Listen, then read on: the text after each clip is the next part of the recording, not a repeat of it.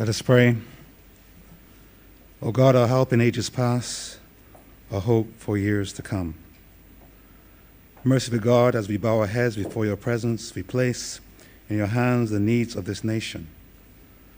We ask that you will give wisdom, ability, sound judgment, and honorable purpose to those who govern and represent the citizens of this land. The task is difficult, the duties are many, and the responsibilities heavy. Therefore, we pray for our elected leaders gathered in this chamber and all who assist their work. As your people, Lord God, renew our faith, strengthen our hope, enlighten our understanding, and enlarge our charity. Through Jesus Christ, our Lord. Amen. Let's say the Lord's Prayer. Our Father, who art in heaven, hallowed be thy name. Thy kingdom come. Thy will be done on earth as it is in heaven.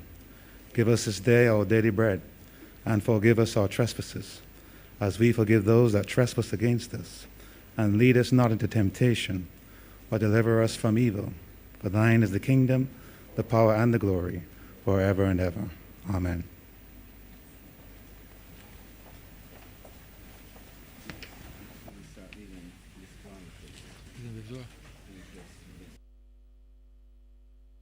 We start?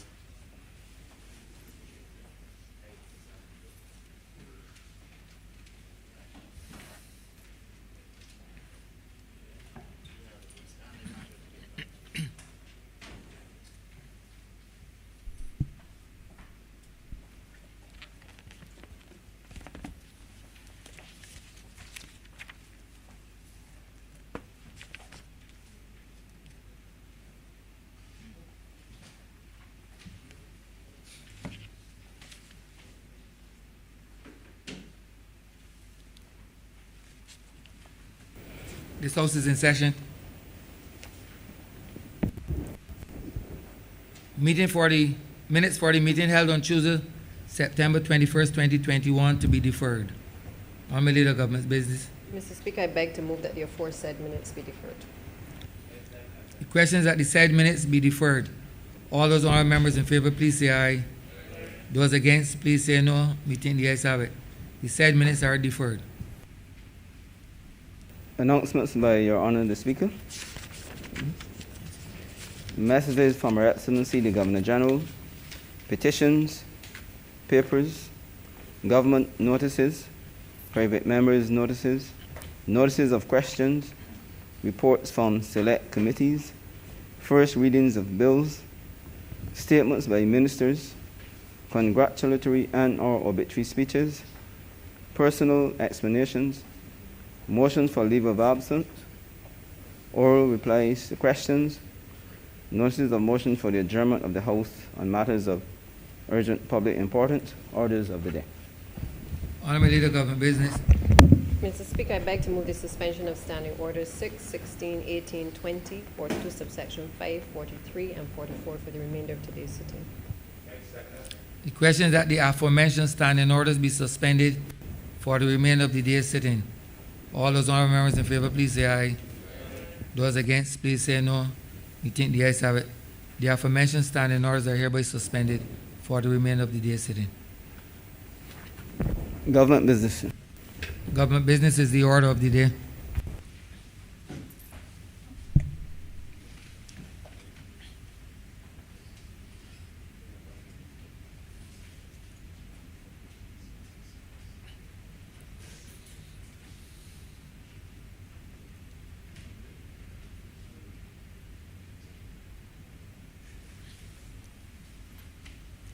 Honourable Leader of Government Business.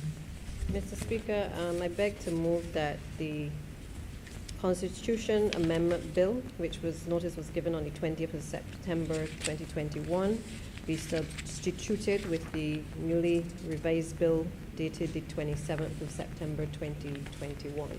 The revised bill has already been circulated to members, Mr. Speaker. The question is that the Constitutional Amendment Bill, the previous Constitution Amendment Bill, be substituted for the current bill. All those honourable members in favour, please say aye. Those against, please say no. Me think the ayes have it. Order number 6, sir. in the name of the Honourable Prime Minister, to move the second reading of the Constitution Amendment Bill 2021.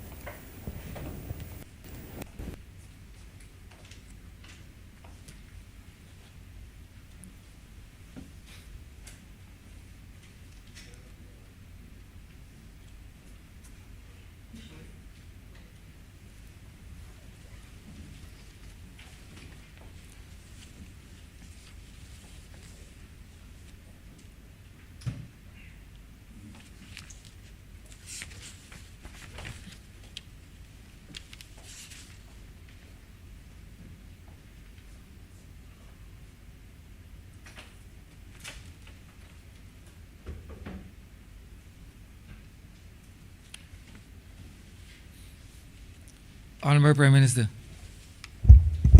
Thank you very much, Mr. Speaker, sir. I rise with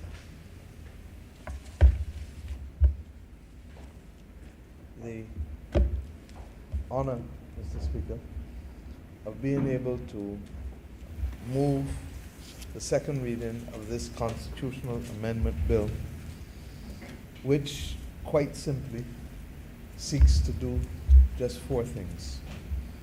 One, to revoke the Barbados Independence Order of 1966 as an order in council of Her Majesty, while saving and keeping complete the Barbados Constitution, which existed only as a schedule to that order hitherto.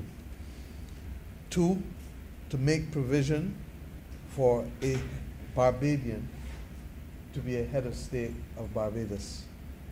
Three, to change the oath of allegiance from that to Her Majesty to now the state of Barbados.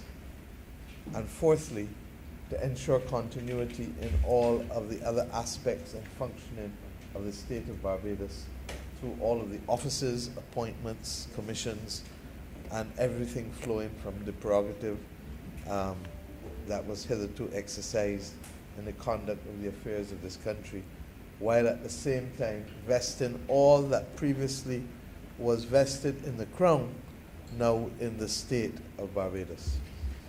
This is a very simple bill in its terms, but a fundamental bill in its action and intent. This is a bill that allows us to say to the world that we, Barbadians, as we move to celebrate the 55th anniversary of nationhood, would want to complete the process and to build on that which was done by those who went before. It is in no way intended to take away from the work of the father of independence, or indeed the father of democracy before, because without the right to vote and the capacity to control our destiny, we would not have been able to become independent. But what it does is to allow us to close the circle with respect to independence and to move to another state of our development, thereby allowing Barbadians to say to the world that we have the confidence in ourselves to be completely responsible for who we are and what we do and what we say, and all that surrounds itself with the nation of Barbados. This is an acknowledgement of the prescience and indeed leadership of those who went before in previous parliaments, starting of course with the Right Excellent Errol Walton Barrow, who was responsible for the acclamation that we went forward with respect to independence on the 30th of November. And we believe that just as this country was able to, with confidence, take that step, that what remains now for us to do in terms of both the symbolism but also the reality of the actions is something that is entirely within our province and something for which there ought to be a simple, natural step. Mr. Speaker, somewhere across this land, there are little boys and girls who live out their dreams and think about what they want to be when they grow up. And we would want, as a parliament, that among those boys and girls, there should be a legitimate ambition to be the head of state of this nation. It is no different in the United States of America. It is no different in Brazil. It is no different in many other countries across the world. It is no different in Ghana. It's no different in Kenya. We would want, similarly, for a Barbadian boy or girl to believe that they can, in their own right, in their own skin, in their own country, be equal to the task of being head of state of their nation.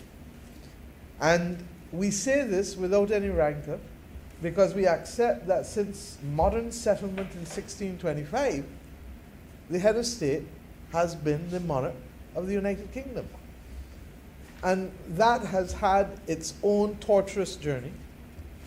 But we accept that in recent times, our relationship has been one that has been based on mutual respect, and that has seen us work collaboratively and with respect, as I said, with the monarch.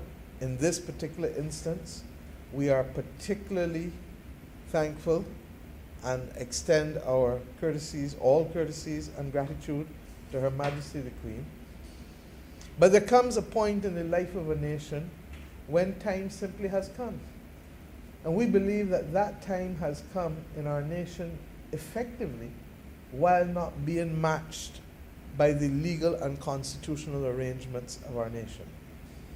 And it is against that background, therefore, that this government has taken the determination, has taken the decision that the time has come for us now to complete that process.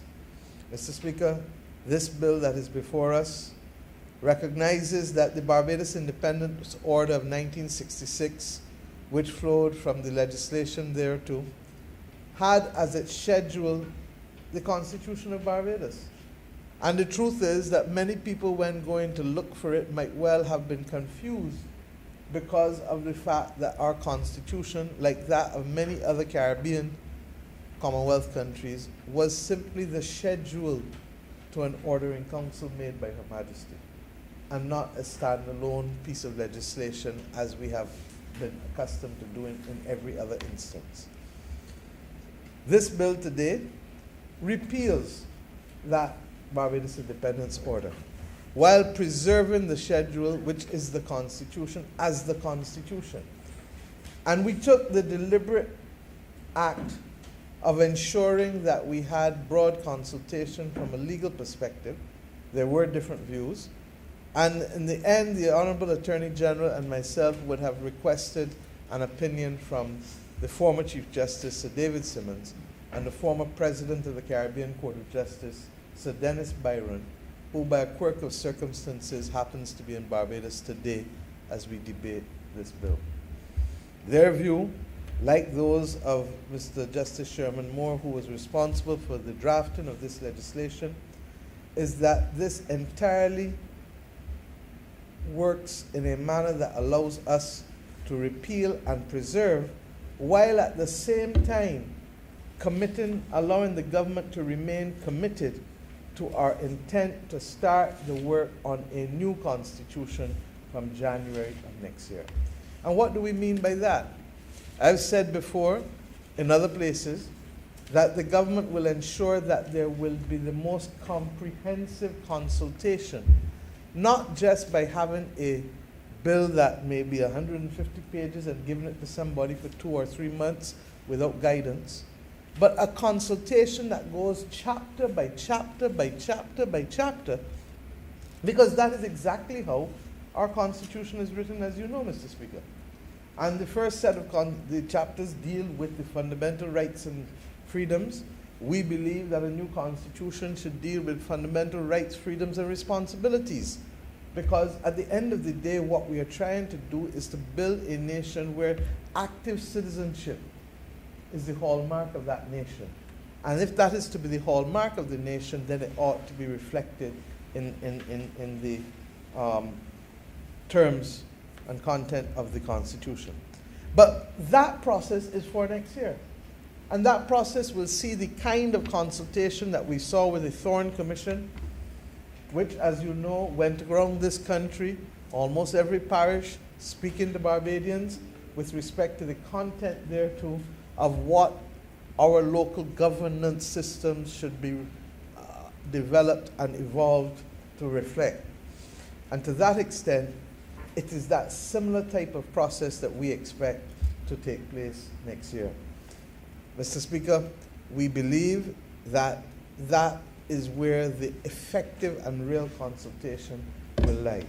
With respect to this bill, as I said, this bill does nothing else but seek to make a Bajan the head of state of Barbados. And it is as simple as that, because that is the lacuna that will take us from one point to the other. By also revoking the order in council, we make the clear statement that we want to be in control of our affairs as a republic. We do not intend, and as a parliamentary republic, we do not intend for this country's name to change. We've made that absolutely clear. The other members of the government have made it clear that the name of Barbados remains Barbados. And we don't need to change our name in order to be able to advance in the process of independence. Similarly, we're not changing the date of independence because we don't see this as anything other than a complete continuum to what was started first in 1950 with the right to vote and the passage of the Universal Adult Franchise Bill, then with the Act of Independence in 1966, and now with the act of making a Barbadian the head of state and removing our constitution from the status of being a schedule to a British order in council. Mr. Speaker, these are therefore simple things that we believe that are necessary at this point. And what we want to be able to do is to ensure that just on December 1st, 1966, saw this nation rise united as we greeted the world as the newest independent state on December 1st, 1966, that we equally want to have a situation where this country closes that process in a dignified manner, places its own national as its head of state, separates in a dignified manner from Her Majesty the Queen, with gratitude for her role in post-independence Barbados for sure, but recognizing that without that, we will continue always to have doubts in the minds of our people as to whether we are truly independent and whether we are truly in charge of our own destiny. Because if we have to send to the palace in order to confer honors, or we have to send to the palace in order to appoint an ambassador to a non-Commonwealth country, then, Mr. Speaker, we do not and cannot say that all power resides and locates within the nation state of Barbados. And it is as simple as that. It's not a lot of long talk, it's not a lot of long action, but it is simply making sure that in the same way on other aspects of our governance, we can make the decisions fully within the geographical jurisdiction of Barbados. We want so to be able to do so on all of our actions and not just the majority. Mr. Speaker, it therefore, as I said, is a matter first of fundamental pride. And if you go back to where this government stands, we in the establishment and in the publication of, our Covenant of Hope, made it very clear, the document that speaks to who we are, what we stand for, and what we will fight for. In 2016, when this Barbados Labour Party in opposition settled the Covenant of Hope, we recognized that the boosting of our country's self-confidence and national identity is the foundation from which all other things spring, including that sense of confidence that will affect how we look at ourselves in the mirror, whether we love who we see, how we treat one another in our families, in our communities, in our country, whether we are prepared to work to higher levels in terms of productivity, all of these things come back fundamentally to the type of person who we are and our sense of self-confidence, our self-esteem, our ability to rise above and to recognize that this is who we are. And you hear me say that all the time, because the essence of being Barbadian matters. The essence of being Barbadian separates us from others. The essence of being Barbadian allows us to want to pursue those things that we believe to be intrinsic to the nation state of Barbados. The recognition that we want to stand up for something, particularly when it comes to fighting against injustice and to fighting for social justice.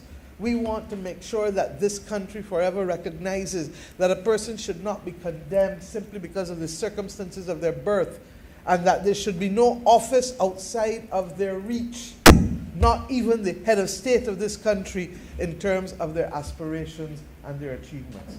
Mr. Speaker, we believe this to be fundamental to this nation, and if we are to give our children the opportunity to be global citizens anchored by Barbadian roots, anchored by Bajan roots, that they must have that confidence that they can be all that they want to be, so long as they're prepared to be the best that they can be.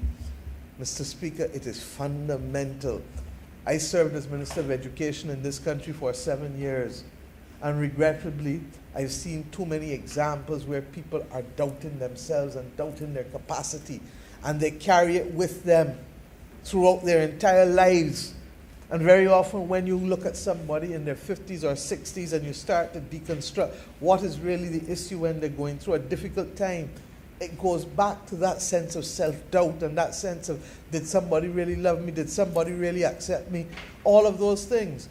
And Mr. Speaker, I say so conscious that that determines the level of output and the level of gentility and the level of compassion and the level of all of the things that are necessary to make us a successful society, a great civilization. We believe always that we should speak truth to power. So when people ask me, well, how do you go to the United Nations and say what you say? Aren't you frightened? Mr. Speaker, friends of all, satellites of none. It wasn't just a statement from Mr. Barra. It was a reflection of the essence of who Barbadians are. Let us deal also with the whole question of education. This government's first act, one of them, was to be able to literally give our young people the assurance that we would not limit their horizons by refusing to pay for free for their tertiary education and post-secondary education in this country. And we felt that it was critical to do so because we know from generations that the most important gift that a parent could ensure that their child receives in this country is the right to an education, because more often than not, that education would secure that child's path throughout their life and their capacity to be able to be the best that they can be. Mr. Speaker, these things are intrinsic to who we are as a Barbadian, and therefore we feel that this process of completing the circle is but the natural step that this generation, particularly those of us born at the time of independence, who carry no doubts about why we should be independent, who have no doubts about the correctness of the decision made in 1966, we feel we have an obligation to close the circle.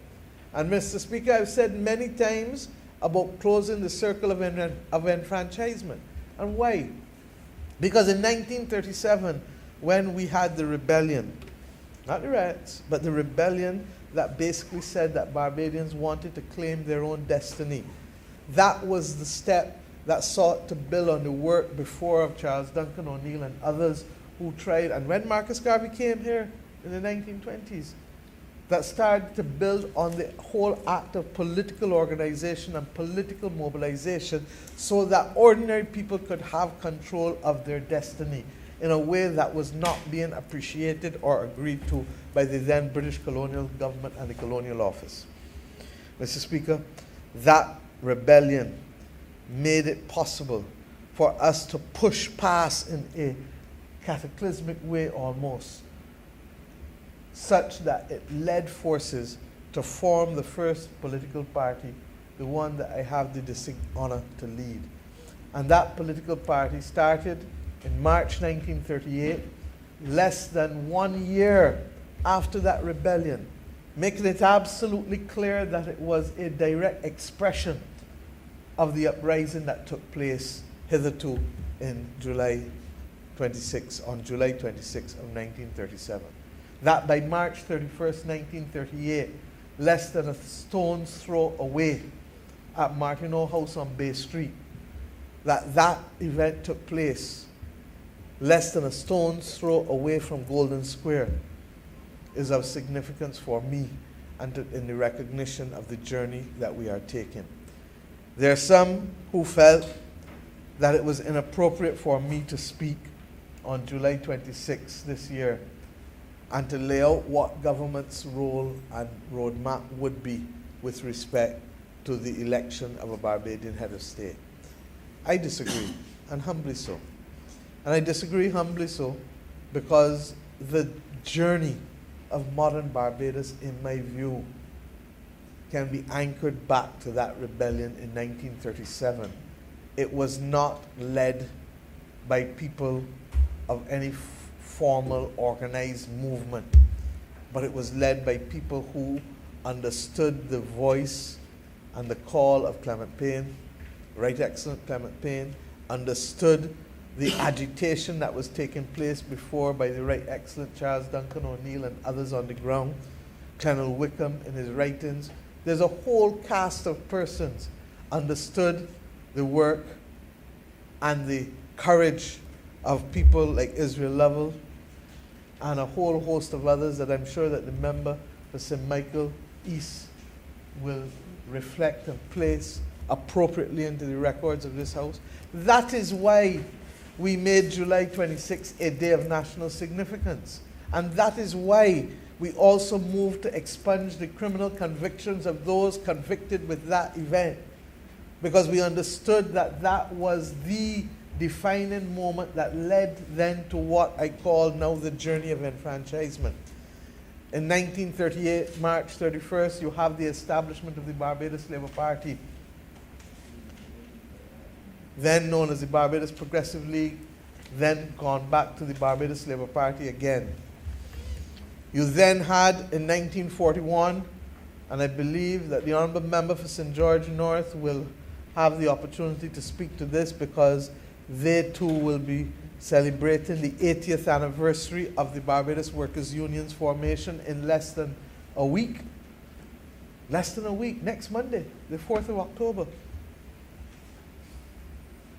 And Mr. Speaker, that process then led not just to the political enfranchisement with the Barbados Labour Party, but then the workers' enfranchisement was then becoming possible with the establishment of the Barbados Workers' Union. We then start to talk about the enfranchisement, of persons with respect to the right to vote. The passage of the Universal Adult Suffrage Bill in 1950, allowing for the first time in 1951 people to vote in this country without reference to any kind of property. I didn't refer specifically to the right of women to vote in 1945, but that enfranchisement was also critical. The problem was that was still anchored to property. And by 1950, when Sir Grantley led the bill, it gave for the first time all Barbadians over the age of 21 the right to vote in this nation. That age was subsequently reduced to 18. But the enfranchisement didn't end there. We then went to the process of enfranchising people with respect to their workers' rights and social rights. And that is what the 1950s came to be recognized as, because you had then the passage of the labor legislation, holidays with pay. You had a whole suite of labor legislation that sought to protect workers who, for regrettably, centuries, were just seen as beasts of burden in this nation, and were brought here purely for their labor and not for any other consideration, regrettably. We then saw equally in the 1950s the process of wanting to provide education and health care in this country. And I thank God that we have had successive governments that have treated to this as a continuum. So the construction of West St. Joseph, now known as Grantley Adams School, the construction of Princess Margaret School, the construction of Parkinson School, the construction of what was then known as Richmond School, now known as St. Leonard School. Those 4 secondary schools, newest secondary schools, were all constructed in the 1950s in order to be able to expand the capacity. Because while this country had in 1900 over 200 primary schools on 166 square miles, it only had 6 secondary schools at that point, thereby making it very difficult for persons to move beyond a 7th grade education, 7th standard education in this country.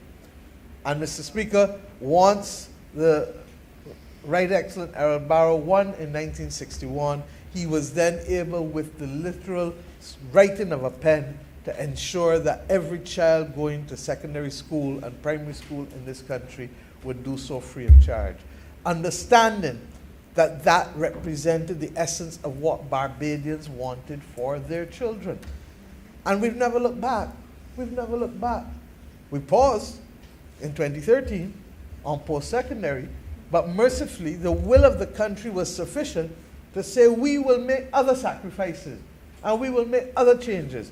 But what matters to us is that any child born in this nation must believe that they can be the best that they can be. That is how we have a Garfield Sobers. And when people started to make fun at him, they always forget that he has excelled where no other man has gone with respect to what he was able to achieve in cricket globally.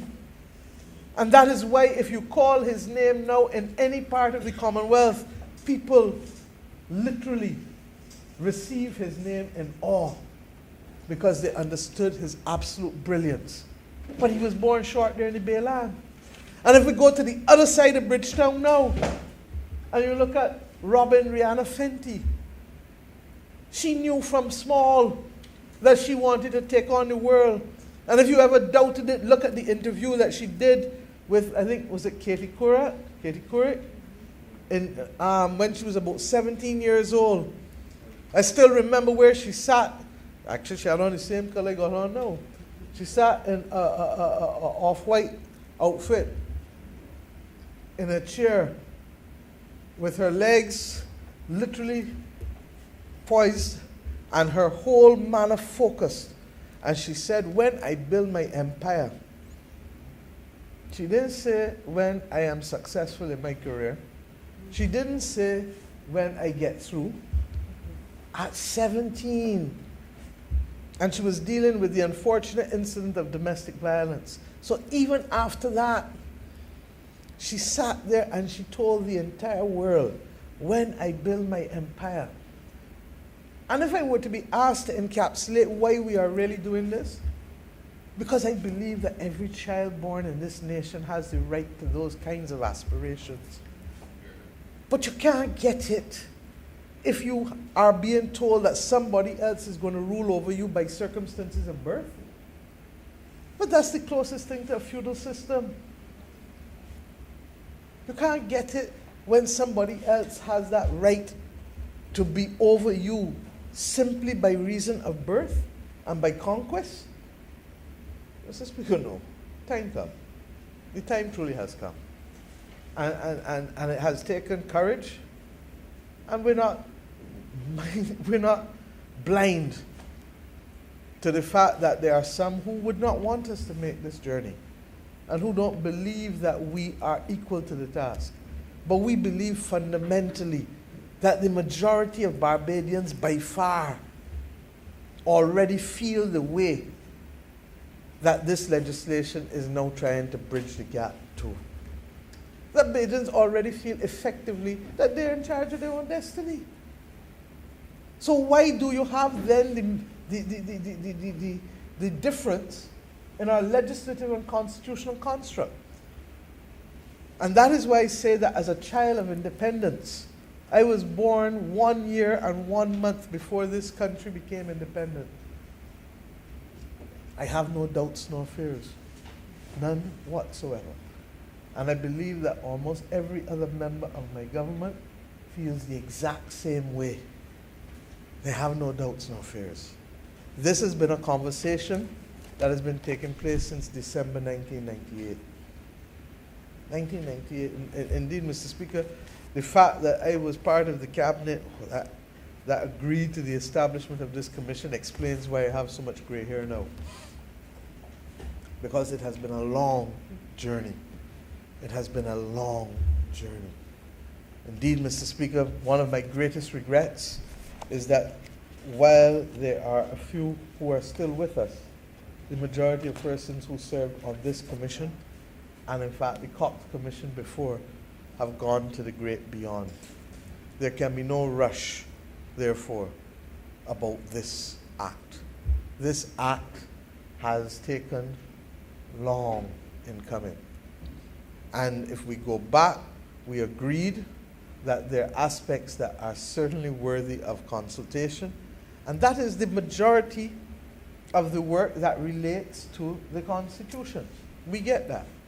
And we're committed to that fully. Indeed, Mr. Speaker, when I was Attorney General, I think the current Attorney General will tell you that the work and the much of the work done in that first draft, I would have started along with the then other persons who regrettably are no longer with us. Sir Roy Marshall, who was the drafter of the 1966 Constitution, and who was the Vice Chancellor of the University of the West Indies and also the University of Hull, who was the first chairman of the Commission of Racial Equality, I believe, in the United Kingdom, and a former, as I said, he was advisor to me as Attorney General. Professor Keith Patchett, who was the first Dean of the Cave Hill Law School at the University of the West Indies. Professor Patchett, fortunately, was prepared to work with us in those days. The late Simeon McIntosh, who is no longer with us, a great Grenadian constitutional expert, well known to post-independence Caribbean lawyers, particularly those who attended the same Cave Hill law faculty of the University of the West Indies. Ms. Shirley Bell, who was the Chief Parliamentary Counsel at the time. Mr. Hal Gollop, who in his own right as a member of the private bar at the time. And indeed, Mr. Griffith, who was the Law Reform Commissioner at the time, working in the chambers of the Attorney General. Mr. Speaker, that work was done. It was rested and left there. And it has been there for the better part of 15, 16 years. And the current Attorney General and Mr. Justice Moore have taken it, and they are now seeking to make the amendments that are necessary such that a draft will be ready for consultation come January 2022. There is nothing being done behind the backs of anyone. And to that extent, therefore, I commit the government to that full consultation. But at this stage, this bill is simply about making a Bajan the head of state. But because we are also taking back the Constitution and removing it as the schedule to an ordering council, for the avoidance of doubt as well, we also ensure that we provide for continuity in every other aspect, whether it is in the offices or whether it is also in the transfer of land previously held by the Crown, now to be held by the state. Same way that we replace Her Majesty's name in the oath of allegiance with the state, we replace the references to the Crown with the state of Barbados in terms of the possession of land. We also ensure that there is no doubt that enactments which would have passed validly before as part of the laws of Barbados under the old construct are all legitimately preserved under the new construct. So all this does is to say what existed yesterday will exist tomorrow, with the exception of the fact that there is no longer a Governor General. There will be a president, and that president will be elected in the way set out in this legislation. The other thing that we did, we removed the criteria for age, but we've insisted that the President of Barbados shall be a Barbadian by birth or by descent. And that is captured at Clause 29. A person is qualified to be nominated for election as President if he is a citizen of Barbados by birth or descent. Ironically, as we discussed in the Parliamentary Party last night, the Interpretation Act is such that masculine includes feminine, although it should be both feminine and masculine. And I hope that at some point the Attorney General will start drafting also in the feminine and not simply in the masculine, particularly since we are determined to be able to reflect that kind of parity for those boys and girls going forward. What is clear is that a person is not qualified to be elected to the office of President if they're a member of the House of Assembly or Senate, a sitting member. But if they have left more than 12 months, they can then be eligible for that nomination for election. And there's a reason for that. We felt that there should be a cooling off period. It is not impossible. In a small society, we have limited options very often. But at the same time, we do not rule out a person simply because at some point in their career, they would have expressed openly partisan preferences. The truth is that all of us have preferences. It's just whether we have them openly or whether we keep them to ourselves. And this says clearly there should be a 12-month period before anybody can be eligible to move from this Parliament to that office. Similarly, that a person will not be able to be served if they are disqualified under the things that prevent a person from serving in the House of Assembly by Section 44 of the current Constitution. And those, we all know what they are in terms of the things that preclude a person from being able to serve in public life in this Parliament, in terms of if they're bankrupt or if they are not of sound mind, if they certain types of convictions, not all. So those are set up clearly. We're not making any changes to any of that. Similarly, this bill sets out the manner in which the election shall take place, and the Honourable Attorney General shall carry the Honourable House through that procedure so that the country is clear as to the process for that. Mr. Speaker, I have approached the Leader of the Opposition, the Honourable Leader of the Opposition, and he and I met and agreed that we would want to bring the absolute ultimate dignity to this process by ensuring that we do a joint nomination. I did indicate to the country our intention when appropriate and once the legislation passes to be able to nominate Her Excellency the current Governor General, and with your permission I call her name only for the purposes of our records, Dame Sandra Mason. We believe that she is a fitting nomination for the post of being the first President of Barbados to be elected by this Parliament of Barbados through the separate houses meeting on the same day and collectively, but meeting as separate houses of Parliament. And I am happy to report that the Honourable Leader of the Opposition, like myself, agrees that the dignity of the occasion requires this joint effort. There are some things that are simply above partisan considerations in this nation, and long may that be so. I referred to December 1st, 1966 as being one of those days when all of us, regardless of where we stood, recognized that we must now greet and meet the world as one. I believe that this process is of a similar nature, that we accept the honor and dignity of being given the opportunity to be able to play a role in the nomination and subsequent election of the first President of Barbados. And we believe that there is no more fitting person to be nominated than Her Excellency. She, by her circumstances, have shown what it is to rise and to reach the very highest levels in this nation by dint of education, hard work, discipline, respect for God, respect for traditional values, and empathy and compassion that saw her work as a United Nations international advocate for the rights of children, recognizing always that the essence of who we are as Barbadians is to simply make a better life for our people, particularly where persons are vulnerable or disadvantaged.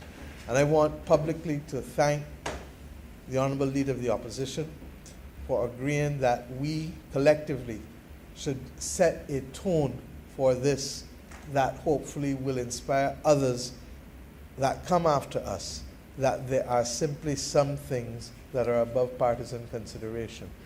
I reflect equally on the other momentous occasions of state with which I have been involved, and perhaps the greatest other one was when we left Her Majesty's Privy Council as the final Court of Appeal of Barbados and put in place the Caribbean Court of Justice, which I had the honor to chair the preparatory committee towards its establishment for almost 5 years, and towards settling the financial arrangements such that it could become an institution that would stand on its own without the dependence on Caribbean governments on an annual basis to function.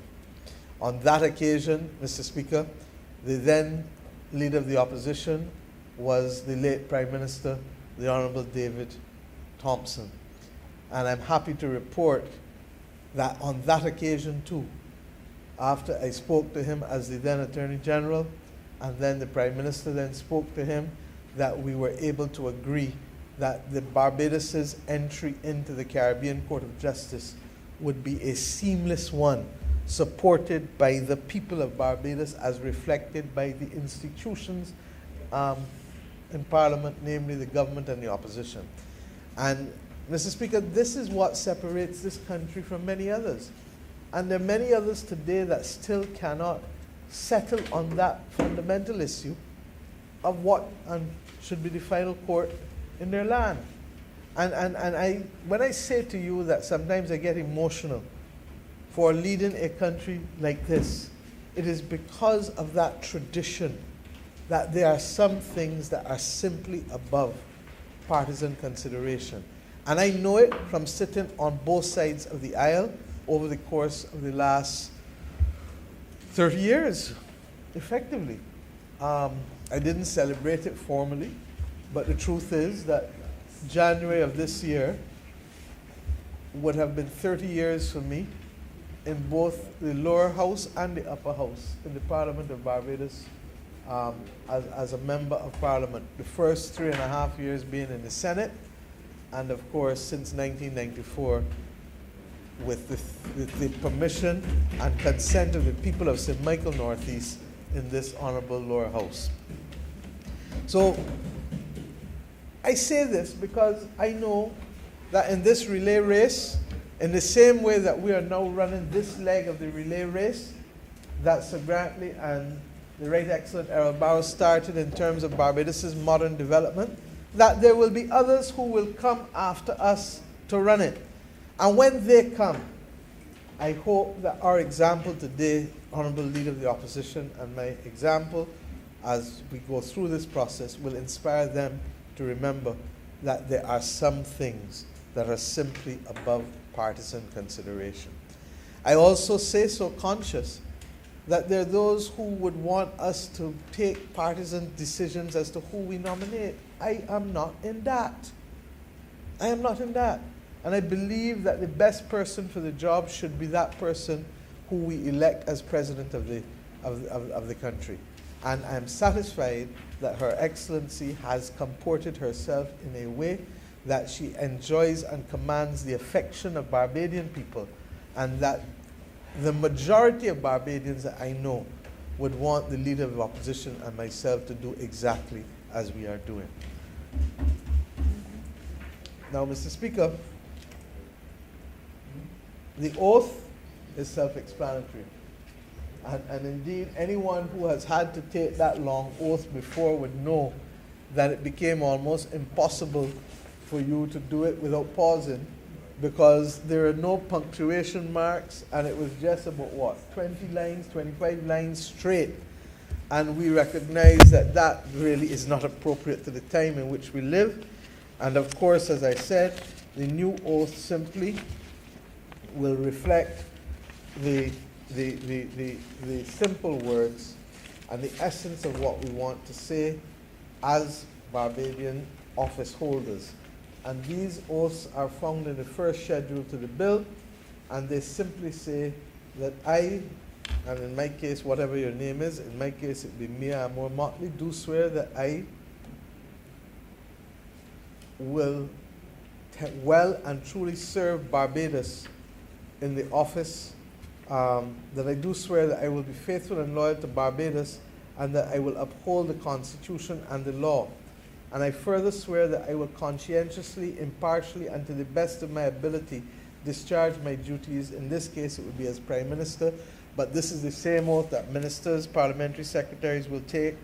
There is a new oath for the President. There is a new oath for the judges. And there is a new oath for the Director of Public Prosecutions. And there's also a new oath for the judges appointed to the Caribbean Court of Justice from here. So that, Mr. Speaker, this is a simple bill, and I shall not detain the House any further.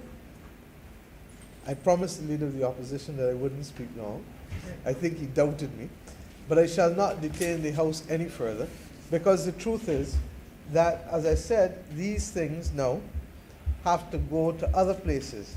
And when this bill leaves here, it clearly must go to the Honourable Senate, the Senate. And then, Mr. Speaker, under the legislation, I believe that once the Governor General assents to it, that then there is a requirement that there be letters nominating the person, and that you, Mr. Speaker, will do the equivalent of what in law we call a take notice, which is simply to give notice of the nominations that you have received. In this case, we have already said that the Honourable Leader of the Opposition and myself intend to do a joint nomination, but the law provides as well for any 10 members of the House of Assembly to do a nomination separate from what we may do. And that special gazette that comes out will also set the date for the election of a President of Barbados. We expect this process to take place all within this month of October. And, Mr. Speaker, we therefore look forward to being able to carry it through its various stages in a very deliberate way. At the appropriate time, we will also identify for the country how we intend to deal with this matter of the swearing in of the President. We are conscious that we are in a pandemic, but we are also conscious that life continues within the pandemic. And as I've said to the country in the last month, 6 weeks, this is a marathon now. This is no longer a sprint. And indeed, as we meet with those across the world, whether it is in the WHO or PAHO, or indeed in my role as chair of the Development Committee of the IMF and World Bank, what is clear is that there is no immediate end in sight of a pandemic that is likely to become endemic and just part and parcel of our landscape, for want of a better phrase. Against that backdrop, how we do it will obviously have to change, but what we do must continue, because we do not know when and if ever life will be like how we had it before. That is why we urge Barbadians to be able to protect themselves. And that is why we say to Barbadians that the biggest and best protection is truly the vaccination. We're not going to mandate it, as I said, but what we are saying is that the evidence is clear that what we have now is a pandemic of the unvaccinated. And to that extent, therefore, we need to make sure that as many people who can take it will take it. Ironically, Mr. Speaker, when you look at the numbers, the truth is that we are already at a stage where 58% of those eligible to take the vaccine have taken it. And why do I say so? There is no vaccine that can be used by anybody from being a baby to 12 years old now, just to the point of becoming 12. There's no vaccine. But yet you have about 40-something thousand Barbadians in that category. So when you subtract that from our total, you begin to see that the numbers, the 132,000 people who have taken the vaccine, when taken as a percentage of the eligible population, is in fact far more, and is almost 6 in every 10 Barbadians that have already taken it who are over the age of 12. That is a significant achievement for this country, and while we are not yet where we want to be, we are significantly along the road, and we have a gap that we must close, and I'm satisfied that over the course of the next few weeks, we will close that gap. And I look forward to us working with Barbadians to do that. But I have made the point over and over that this is in fact also our reality, that the reconstruction and recovery from COVID, as I said the other night, is now everyone's business. It's not just the business of the Minister of Health. It's not just the business of the Ministry of Health. It's not just the business of the government of Barbados. It is everyone's business. Just as we had the slogan, tourism is our business, well, the recovery and the reconstruction from COVID is all of our business, Mr. Speaker. And I have no doubt that a time will come when we will have to recognize that if you want to save lives in this country, you can't be risking them. And that if you want to be able to work comfortably going forward, that we need to make sure that as many people protect themselves as possible as we do this. I say so conscious that there may be some who may feel that why now? And I ask the question, why not? No. Why? Because, Mr. Speaker, since December 1998, and before that, the 1970s with the Cox Commission, this has been a journey that has been long. It is not finished by the passage of this legislation at all today. We continue, as you know, with the consultations next year. What we will do this year, and what consultations have already started, is with the Charter of Barbados. And we've asked for a charter simply because we feel that there should be a document separate from the Constitution that sets out who we are and sets out what we are prepared to pledge to each other and how we are prepared to work with each other. Because at the end of the day, it's not just about the legal, it's also about how we express ourselves and what we want to say to each other and say about our journey and about where we want to go. And that's all that the Charter is. And I believe that the transition committee that has been established, the Republic Transition Advisory Committee, that they have started that process of consultation on the Charter. We believe that the Charter should be completed and available for Her Excellency to be able to read on the Independence Day as the embodiment of our country and as the embodiment of what we want for our country as she reads it. And that if we can have that after the consultation that takes place in this month, that we will point to the world and to ourselves and to Barbadians yet unborn where we stand and what we see going forward and what we would like to work towards as a nation going forward and as a people. These may sound, for some people, airy-fairy, but they are critical because what we speak, we achieve. I always remember Kamau Brathwaite and his work and the emphasis that he placed on a name.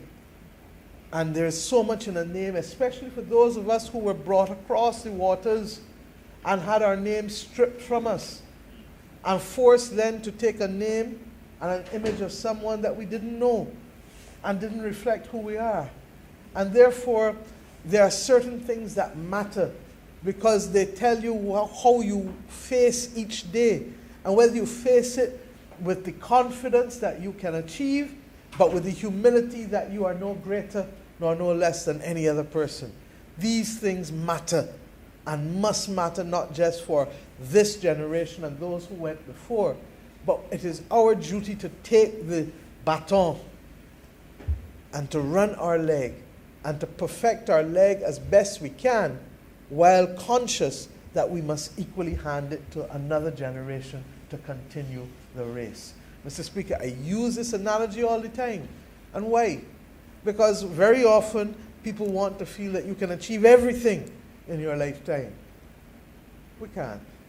But we must run our leg faithfully, with passion, with commitment, with discipline, and with an understanding that we must move the needle of progress forward.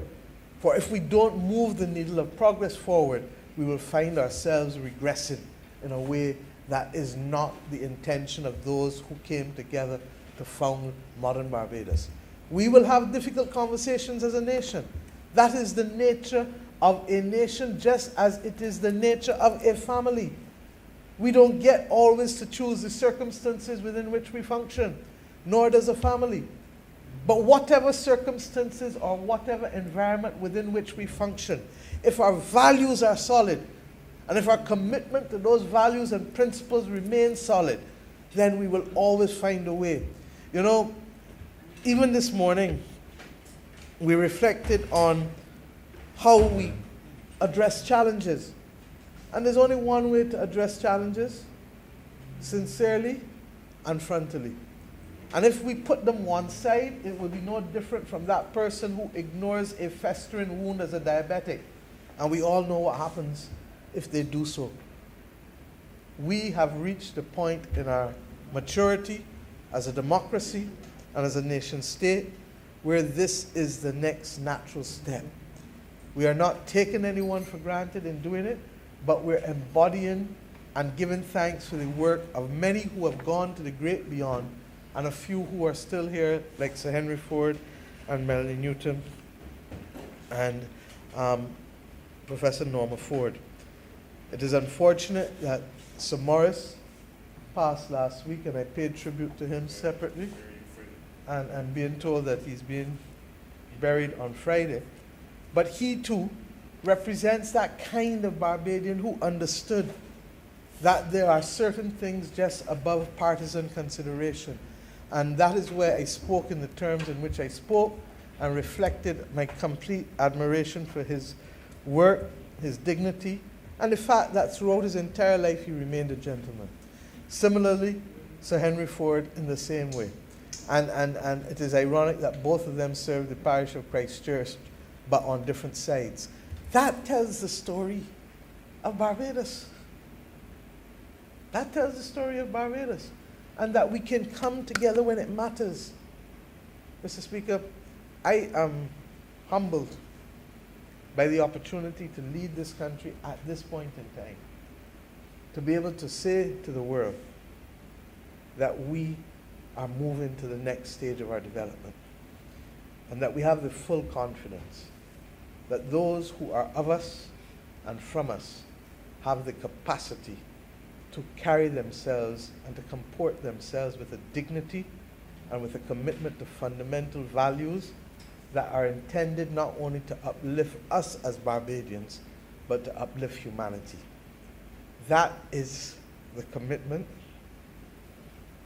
of this government and of the people of Barbados at this juncture of our journey. We are not seeking to rewrite history. Indeed, we are seeking to add to history. We are not seeking to move away from those whose courage brought us safely thus far, and history may well record that their courage is the one that shall always be exemplified, because to carry a country from a colony to one where people can vote for their own destiny, as Sir Grantley did, and to carry a colony to a point of independence where we would have to be responsible for our own revenue, for our own, well, we were always responsible given the form of government we had with the UK from settlement, but responsible for other aspects of our development without the development compact that would compensate us for the centuries of extraction of wealth that was taken from this nation, that they exemplified the courage to make that journey. Ours is simply now to follow in the shadow of that courage and to ensure we pass the baton to the next generation. Mr. Speaker, I therefore, with great pride and dignity, ask that this constitutional amendment bill that seeks to bring to an end the reality of a British head of state, a British monarch being the head of state of Barbados since 1625, a period of time that marks 396 years, that we bring this chapter to an end by the actions of an independent Barbadian people, confident and standing tall on the basis of the achievements of those who went before to allow us to be here. We do not take for granted their journey, and we shall not in any way dilute their memory or place at risk the integrity of their actions in bringing us safely thus far. But it is now time for us to move to the next stage. Mr. Speaker, let this constitutional amendment bill be read a second time on today's date, conscious and confident that the people of Barbados have reached this journey after many, many, many years, but deliberately now want to say to the rest of the world, we are going to the next stage of our development. Let it be read a second time. I'm obliged to you, sir.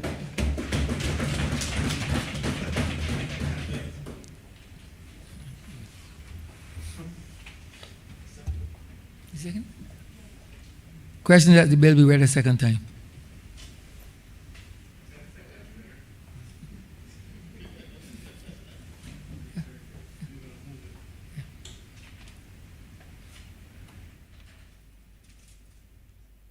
Honourable, you need to turn on your mic, please. You need to turn on the microphone. Honourable Leader Opposition. Thank you very much, Mr. Speaker. And the Honourable Prime Minister did indicate to me that she would not be long and take only about 45 minutes. And I expressed this belief then. I'm proven right. I think she did, in fact, address the bill before us in 45 minutes, but then went beyond in addressing a few other matters, as is her wont and right.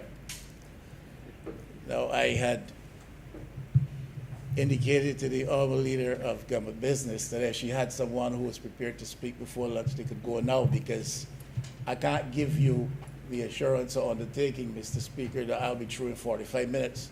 I may very well go well into the lunchtime.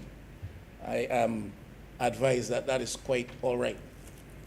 So here we go. The English term republic comes out of some Latin origin that refer to, in the two words, or two parts of the word, the affairs or concerns and things of the people.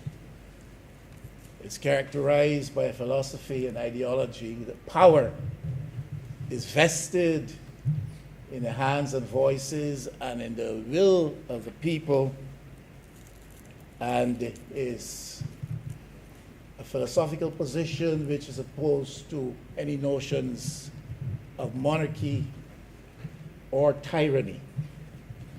We seek by this measure to delink from the British monarchy. But I want to examine that philosophy just for a moment. The whole idea of power being vested in the hands and in the voices and the will of the people. We have to ask ourselves the question as to the extent to which in Barbados this is the reality, the extent to which as we go forward under a new constitutional regime, we want to make it further so the experienced reality. There are several who would suggest that in Barbados today, under the current political system, institutional life, constitutional dynamics as they are actualized and played out, the power is only vested in the people in notional terms. In notional terms. I support that view, and I'm strongly of the view that governments of this day in Barbados must see it as a significant part of their mandate to so address issues of governance that we make that reality and that experience more than simply something notional. The idea of power being vested in the hands and in the voices and the will of the people. There is a great extent to which many across Barbados do not believe that power lies with the people. And I don't see any visible or physical movement, but I'm sure the honourable member of St. Michael East is nodding in the affirmative when I say that. And so I repeat it, that perhaps it may engage the attention, interest, and ultimately, hopefully, the support of others in here. In notional terms, this is quite true. To some extent, in actuality, we go through certain forms of public expression in relation to our constitutional life as a country, our political life as a country, that gives the opportunity to people, to express themselves, principally so a vote, the right to vote when it comes. But by and large, I do not know that there's a sense among the majority in Barbados that power lies in the hands and the voices and the will of the people, certainly not the majority of the people in Barbados. So we have to ask ourselves, as we contemplate becoming a republic, the extent to which we want to lead in the effort to make it more so the reality that that notion applies here in Barbados. We delink, or can delink fairly smoothly, I imagine, from the monarchy, as is the intention in due course. But, Mr. Speaker, the issue of tyranny cannot be easily bypassed or glossed over. It is but a small step to tyranny from absolute power. And that reality has reflected itself all over this world in many repeated instances, some even here in the Caribbean. It is but a small step from absolute power to tyranny. The notion of the republic dismisses the idea not only of monarchy, but of tyranny. Now, I would have to say, if I am to be honest, there is the tyranny of the system. We talk about tyranny, we relate it to personalities, to leaders. Some people accuse presidents and prime ministers of becoming tyrants. I'm going broader than that. I am not focusing on that, and I hope I'm clearly understood. But there's the tyranny of the system under which people are forced to live. And the question has to be faced and honestly answered, is that the situation, the reality in Barbados? Is there systemic tyranny? When the system locks the majority in a confined space of persistent disadvantage, is the system working tyranny when it locks persistently so, perpetually so, the majority in a confined space of disadvantage and disenfranchisement? Does the system work the evil of tyranny when it robs certain classes of the power of hope? You are a sociologist by training as well. You have so many things, Mr. Speaker. It seems as though all applies to you. But you would honestly face and answer this question, I'm sure, by careful examination. Is the system working the evil of tyranny when it robs certain classes of the power of hope?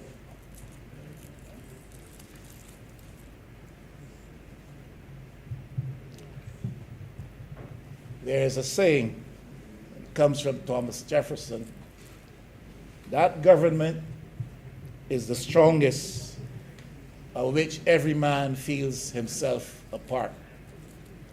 When people feel excluded, when people feel marginalized, when people feel dispossessed, when people feel disempowered, when people feel left out, when people feel as though they're second or third class citizens in their own country, they do not feel a part of that governance experience.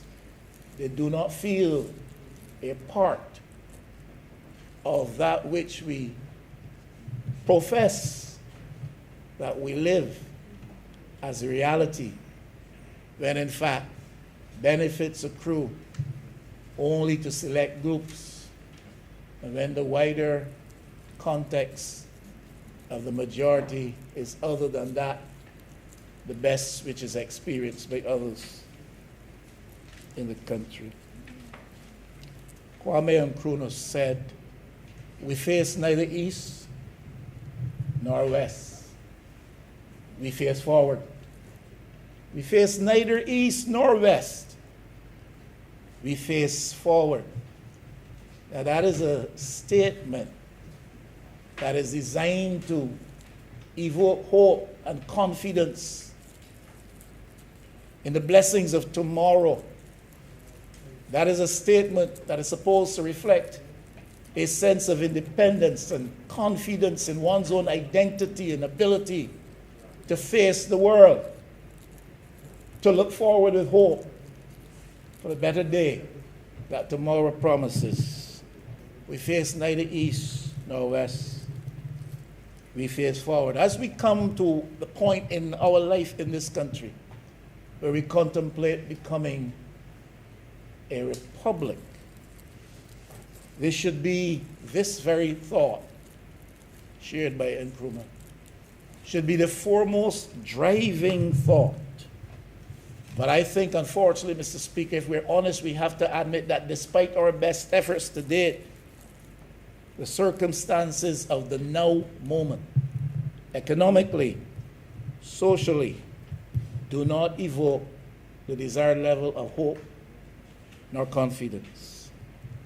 Barbados has been brought by dint of various circumstances to a place where hope has been diminished in the hearts, in the minds, in the spirits of too many.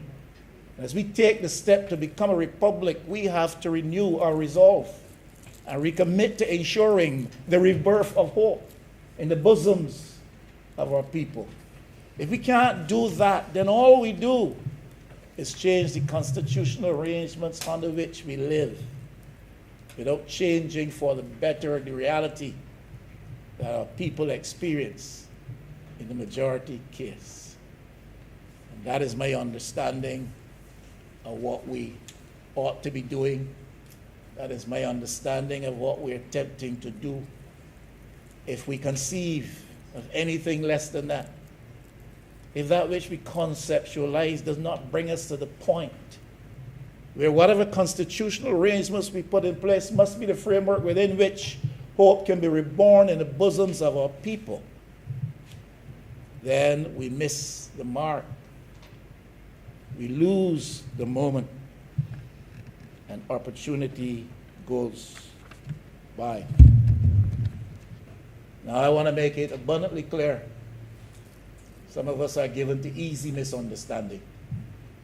And I make it abundantly clear, I support the move to Barbados becoming a republic, Barbados becoming a parliamentary republic, doing away with our monarchical system that has governed our arrangements constitutionally, becoming a non-monarchical republic, becoming a non-presidential republic. I remember, and I know that the Honourable Prime Minister would have forgotten. I remember not so long ago from this very position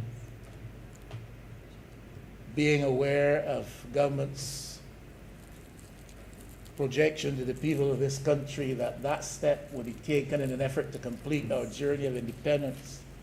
I remember querying when and where we would be about that business specifically. And that was not too long ago. The Honourable Prime Minister said, perhaps prudently then, that that was not the now moment.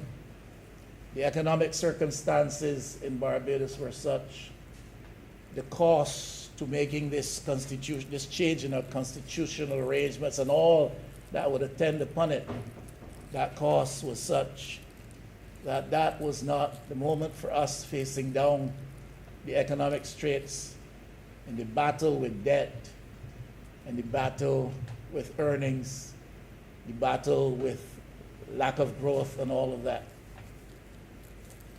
I was taken a little bit by surprise when, therefore, in the throne speech, we were just a few months after that exchange told that we would be going republic, certainly by the time the next independence anniversary came around this year of 2021. I was never able to ascertain what brought about the change of mind or change of thinking, or whether in fact it was my early misunderstanding that led me to an erroneous conclusion as to what position.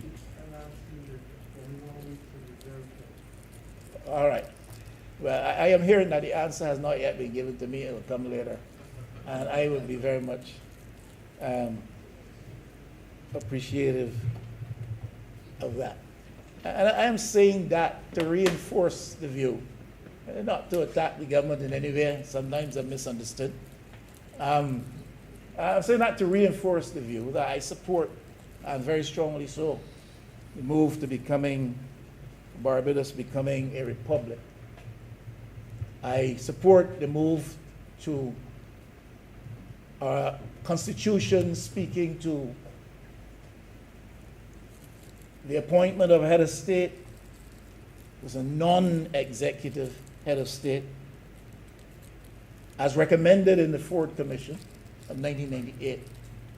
I believe that cabinet government has served this country well since, 1954, early 50s. Cabinet government has served this country well, with the executive head of government, so to speak, being rooted in the office of the Prime Minister and head of cabinet. And so I don't know that we need to go to a position where we have an executive head of state, and then we find ourselves faced with all of the confused realities that others have had to face, with blurred lines of responsibility and dual seeming roles, and conflict of personalities. I don't know that we need to go there. And I believe that we can reserve the executive branch of government, such as has served us well since the 50s. So I'm making it clear, I support, as the Ford Commission recommended, a non-executive head as president of the Republic of Barbados. I support, and I said this very early in the piece, the Honourable Prime Minister has referred to it today, and she did alert me before she did that she would do this. I have no problems with that. But very early in the piece, when the Honourable Prime Minister indicated when the time was appropriate to use her words, she would be wanting to lead her government in nominating Her Excellency, currently serving as Governor General, to be the first President of the Republic. And immediately I publicly said I'm supportive of that, again, because that is very much part of the recommendations of the Ford Constitutional Reform Committee of 1998 stipulated or recommended that the incumbent Governor General at the time when the transition was made should be the first President of the Republic. I support that. We can go into all of the credits that we could identify that may be associated with the professional career, the personal bearing, the contribution of the current office of Governor General, Her Excellency. And there'll be a time, I presume, to do that in fuller detail. But I support that coming out of the Ford Commission as well, and will join in that nomination of Her Excellency at the appropriate time when the moment comes. I support the process by which the election, the nomination will take place, and subsequently an election will be held and a vote taken. I support the notion of a 2/3 majority of both houses, where a vote has to be taken, voting independently, 2/3 of this honorable chamber and of the other place. I do not believe, as some would advocate, that a simple majority in situations such as this would suffice, especially in this first instance of Barbados becoming a republic and naming a first president. A simple majority can, in my view, in our system of government, lend itself too easily to politics being the dominant dynamic, which will influence the result and outturn of such events. If you take, for instance, the configuration of the last Parliament here, House of Assembly, Honourable House, Mr. Speaker, was 16-14, and were we to have gone Republic then, and the government of the day were to have nominated person A, then by simple majority force of numbers and not large numbers, that vote could easily have carried, especially when one takes into consideration the dynamic of prime ministerial dominance over cabinet and over parliament to some extent. So I support 2/3 vote when the vote, if it becomes necessary, of both houses of the Honourable Parliament voting separately, both for election and, in the case, should it ever come to that, of removal from office. I also support, as I anticipate will be made known to the House, in the case of a vote being expressed, that would be by secret ballot. I think these things are important in the absence of a referendum, for which many people have called. We operate under a representative democracy. There are those who have called for a referendum. I can live without a referendum on the issue. Once there's a proper program of education and information, there are many who have grown up in this country ever since the heady days of this debate, who have not perhaps been the beneficiaries of much of the argument on either side, and perhaps they need to be better informed as to what this is all about. They may be helped to disabuse their minds of some of the myths and misgivings that may have fallen upon their ears. In the absence of a referendum, a people's vote, in the face of the fact that we have a properly functioning representative democracy, and that the people of Barbados, through their representatives in this House, who, when time comes to vote, one imagines vote in their interests respectively, that this is where we can achieve what we want to achieve without in any way fearing that we may be going against the will of the people. We need that strong education program. I have to say, and I've said this to the Honourable Prime Minister, and I've said it publicly, I support the move to republic.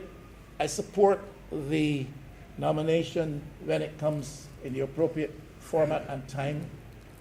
But I believe very strongly that we are doing this at the wrong time, and that the process leaves much to be desired. I believe that there are many out there who are of the view that we're not getting this right when it comes to the process. The old Bajan expression of putting the cart before the horse. In my view, with respect to this, the cart is not even in the same yard as a horse. And I think that that should give us pause for thought. I'm sure I'm not alone in that view. I've heard many voices, some quiet, some loud, which have spoken in that vein. So we've got the cart before the horse.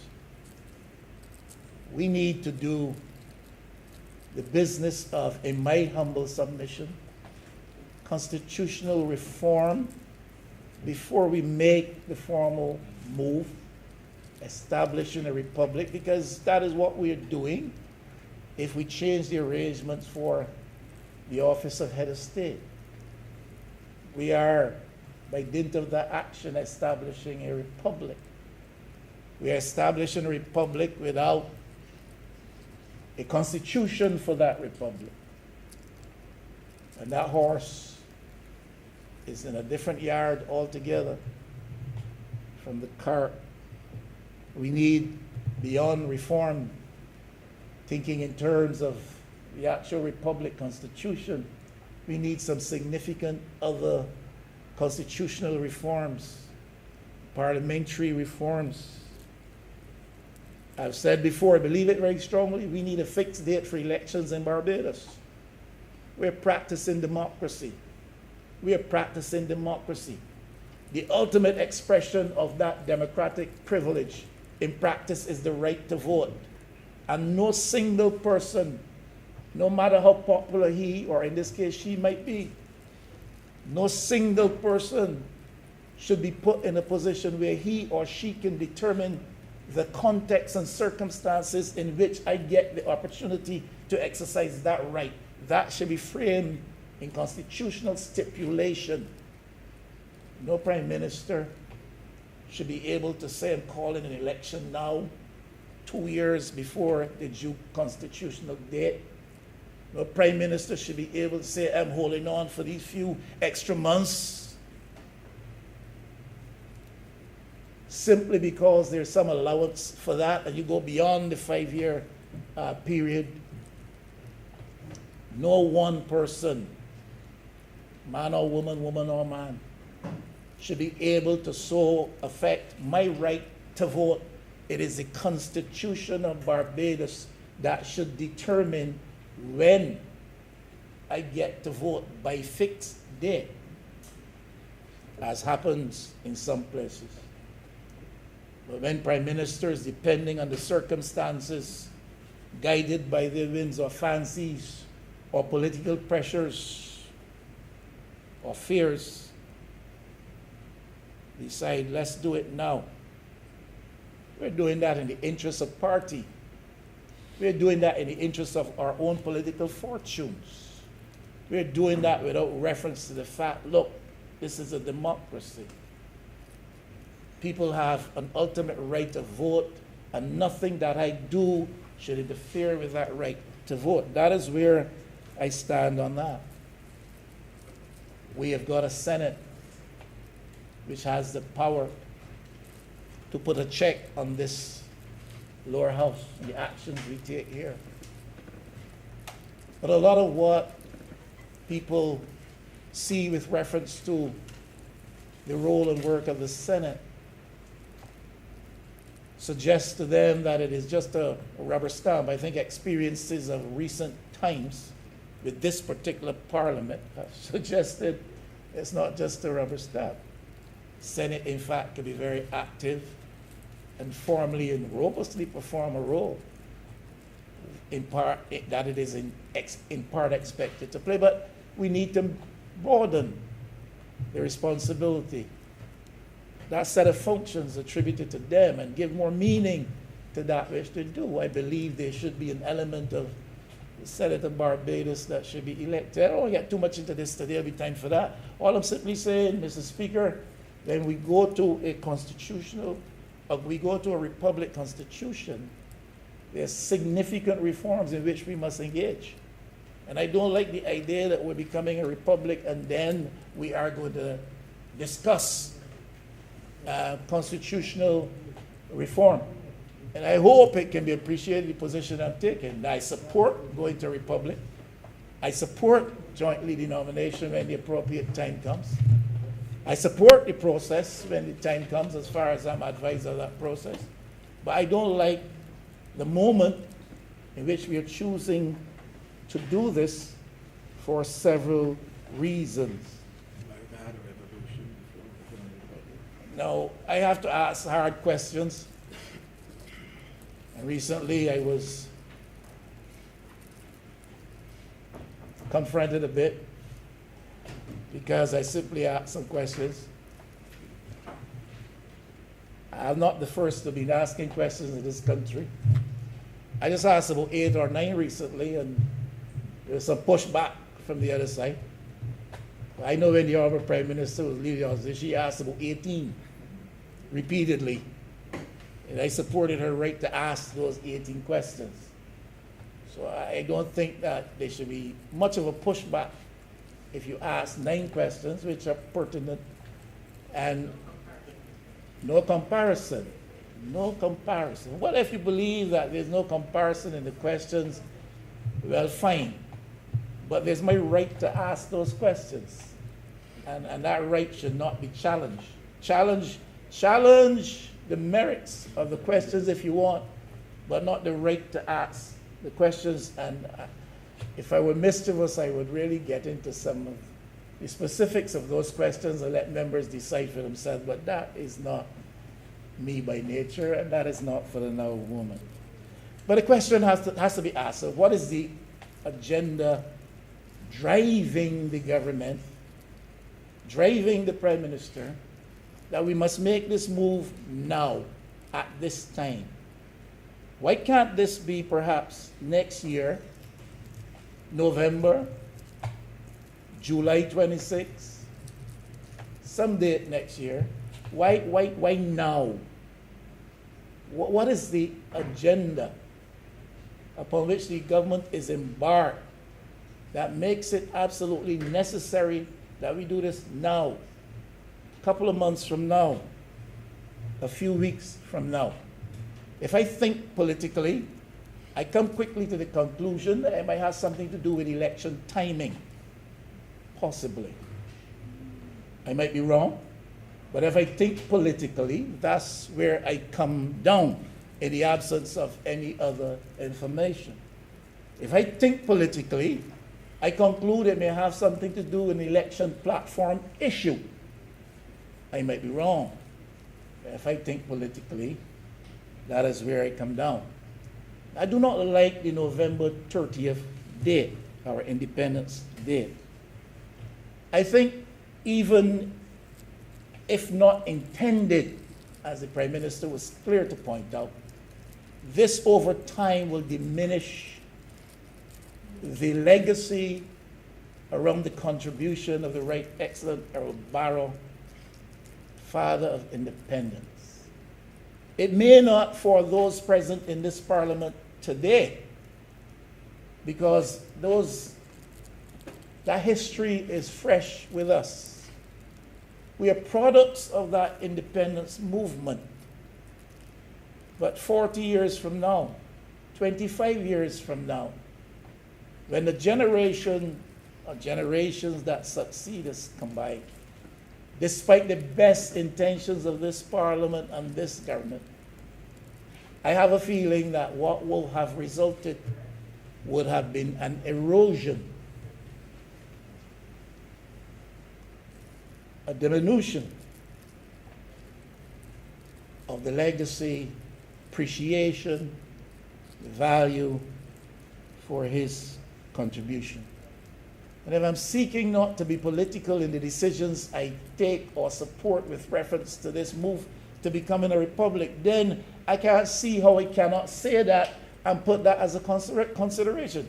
That even if it is not intended, because it may very well not be intended, and there are those who are saying that that is the ultimate intention. But that's not the point I make. Even if it is not intended, what over time will result is that Republic Day of November 30th will be associated with the Parliament of this day, and all the thoughts that went around the move at this time, and you will see the erosion of the Barrow contribution. I believe, frankly, quite apart from November 30th, whatever year it is, the better date is July 26th. We call it a day of significance. And the Honourable Prime Minister alluded to it. It is, to me, among blacks, majority class in Barbados, the birth of consciousness. It is the birth of an identity which was evolving and which has set us on a path to this now moment. And that the move to republic, when we get there, in fact, culminates for me what began in the 1930s and on July 26, 1937.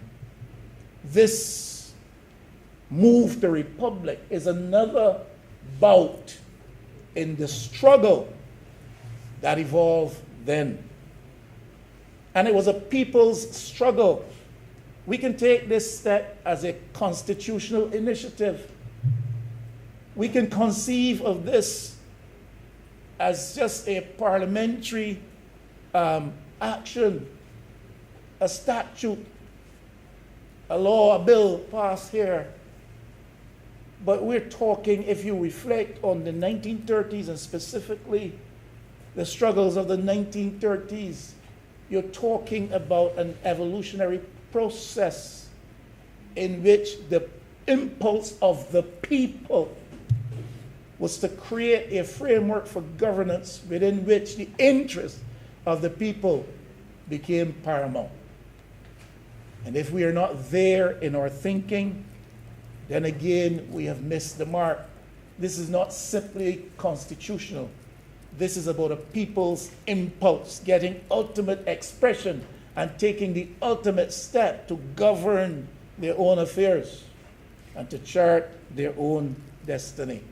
If we do it the way we are doing it, the cart is not in the same yard as the horse. What we are doing is setting up a republic by means of installment. So come November 30th will be installment 1. And sometime thereafter will be installment 2 and 3. We are setting up a republic state, in my humble submission, by installments. When the Honourable Prime Minister says that we are independent and we don't have to go to ask leave of anybody's parliament, I don't believe that that is the expression of a lawyer, which is her profession. I believe that that is the expression of a political leader. But the truth of the matter is there's some realities with which we must reckon if we are to do this properly. We removed Nelson out of the top of Broad Street. I think he's housed somewhere in the area of the Garrison. I'm not sure, out of sight and hopefully out of mind. And I believe that when we take actions like this, and the Prime Minister, Honourable Prime Minister said it, there's some things that should be beyond the realm of politics. Some things in politics should not be politicized. Some things in politics should not be politicized. We move Nelson. He's gone. Whereabouts known to some. He's gone. We have to replace him, I imagine, at some stage with something else. And I hope that we don't use that action and opportunity as another instance to be political, to politicize what we do. I frankly do believe that what we erect there in his place should not be some personal representational image of somebody, of anybody. This is only my view. I do not know if there would be 6 people who would agree with it. But it's my view, which I hold. I shared it with the relevant ministry when they advertised for submissions. I have not heard a single word from them. Honourable member for St. Philip West. I can't recall whether you were still in charge of that portfolio or member St. George South. But I submitted my view with respect to this. I believe that what should be erected, our member for St. Michael East, in the spot where Nelson prominently stood, should be not a personal representational structure, but an aspirational symbol. An aspirational symbol that excites every young person in Barbados to dream and to believe that he or she can achieve personally and contribute to nation building. I think that that is something to which the Prime Minister referred. We want to see this emanating from the lives and the efforts, the ambitions of our young people. And I believe the symbol should be abstract. I believe it should be aspirational and should be so architecturally done that it speaks loudly to the young people of Barbados that this is what Barbados upholds as the ultimate and the ideal that you as a person, a young person, this country can aspire to, dream of, believe, acclaim, achieve, and become. I believe it should be that. Or, alternatively, it should be a celebratory symbol of the achievements of women in this country. I have long said women, we laud a lot of political leaders, a lot of businessmen for leading in the development of Barbados. My humble view, it has been the women of Barbados, especially many who worked in households to raise families and to raise our leaders and to give the products of their womb to this country. And these products led this country to the level of development which we now experience. And those women in every sector of life, whether it's agriculture or health, those women should be celebrated. They're coming to the fore now. We have glowing examples in this honourable house, led by the Prime Minister, my honourable former friend from St. Michael Southeast. And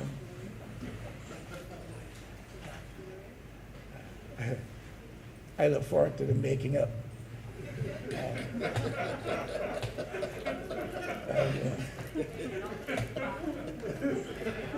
You're taking me back.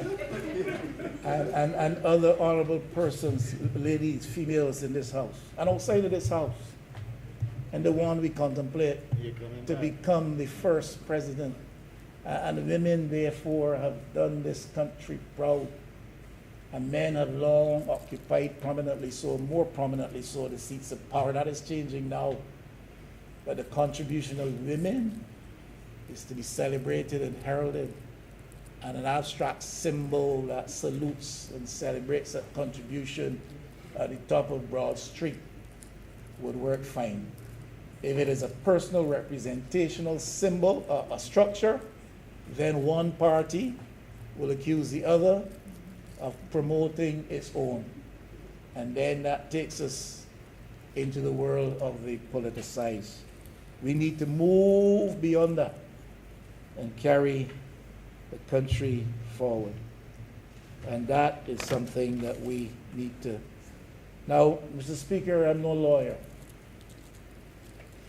but I've had some concerns. When I first heard the Prime Minister speaking to the nation and suggested how we were going to go about this as a lay person, not a legally trained person or a luminary of excellence such as yourself, of high achievement and acclaim, and wealth thereof derived.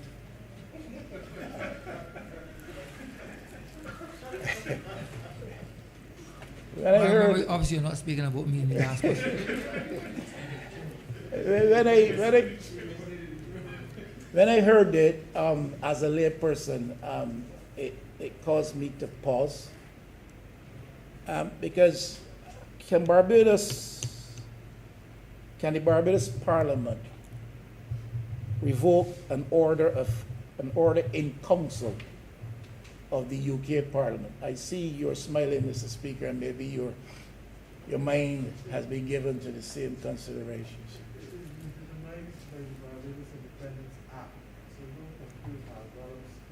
I am not confusing anybody's. I am not confusing. I am simply saying, and if we want to get brutish about this, we can get brutish about this.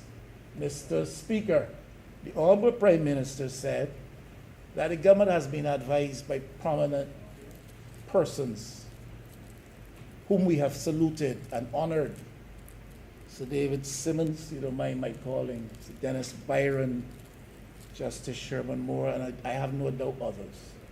And I have no doubt that the government of Barbados would come to proposing this to the House on the basis of good legal advice.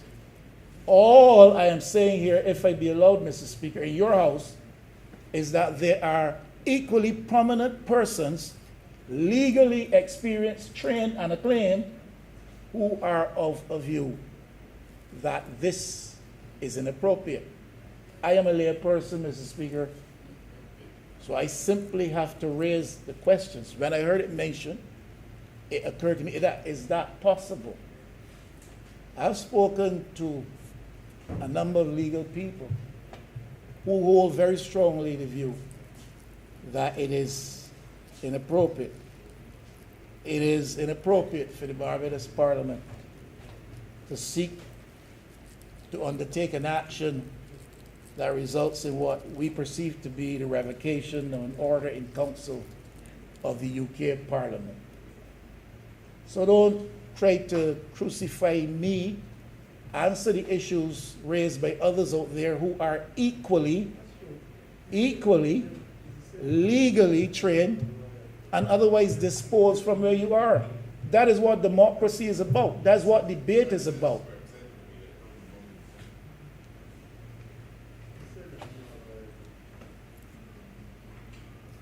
Mr. Speaker, as I said, we want to get brutish about this, we can get brutish about this here.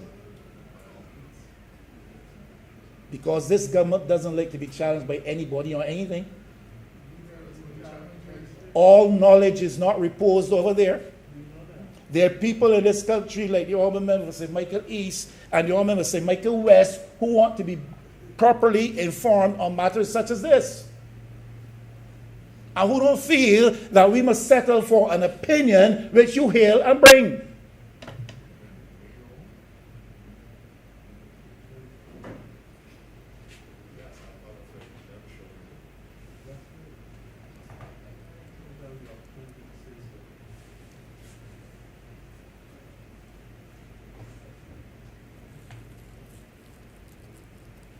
The question, therefore, Mr. Speaker,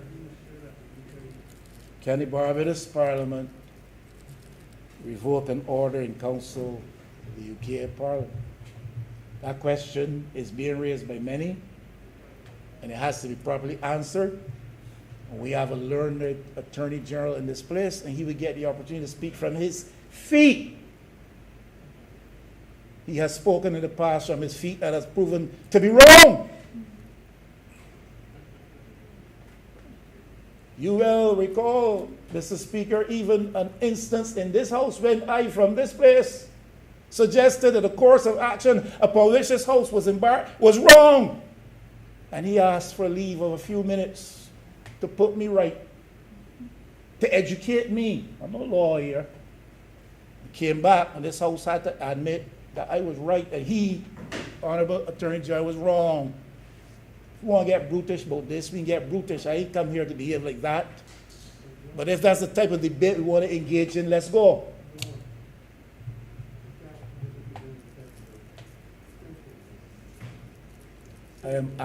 All Prime Minister, I am absolutely focused.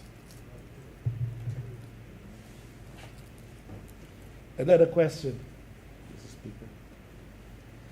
If it is that the Barbados Parliament can lawfully repeal or revoke an order in council in the British Parliament, Mr. Speaker, and the Barbados Parliament repeals that order in council in the UK Parliament, and the Constitution of Barbados was a schedule to that order, then the question has to be addressed to settle any doubts in the minds of people. On what basis then does the Constitution stand? Mr. Speaker, you're a lawyer. The Constitution is an attachment, a schedule, an appendix to an order in council. If you repeal and revoke the order, on what basis does the Constitution stand alone? I'm here to be educated by those who know better. I'm simply raising concerns that others have as we seek to make this very important step. Now, I do some of my own research, and I try to find information which can help me to come to a sound opinion. I'm not going to be misled and influenced by any advice coming from any dubious sources. Mr. Speaker, I came across this article. It is the Jersey and Guernsey Law Review of October 2012. The Jersey and Guernsey Law Review of October 2012 to be made a document of the House.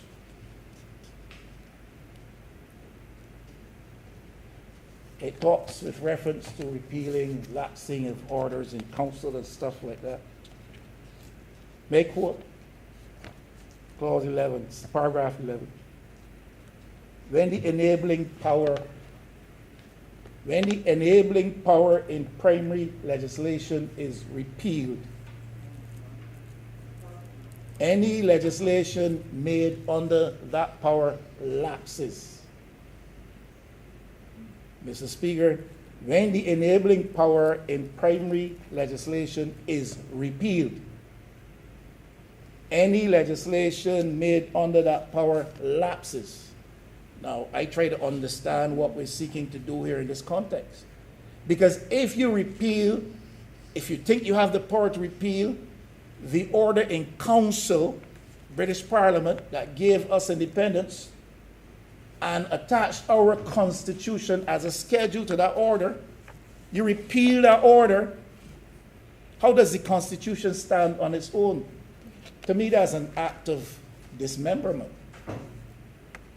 Now, this says to me, treating to the same issue as far as I can see as a layperson, when the enabling power in primary legislation is repealed, any legislation made under that power lapses. This is because delegated legislation only has force of law because primary legislation says that this is the case. And once that legislation is repealed, there's nothing to give the designated legislation any force of law. Now, please educate me, because to me as a layman, they tell me we're doing something wrong.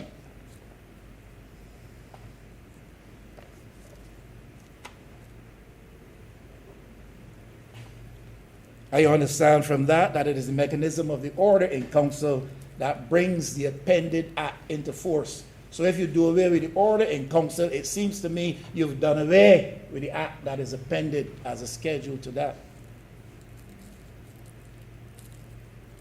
the validity of the dependent piece of legislation attached to the order in council.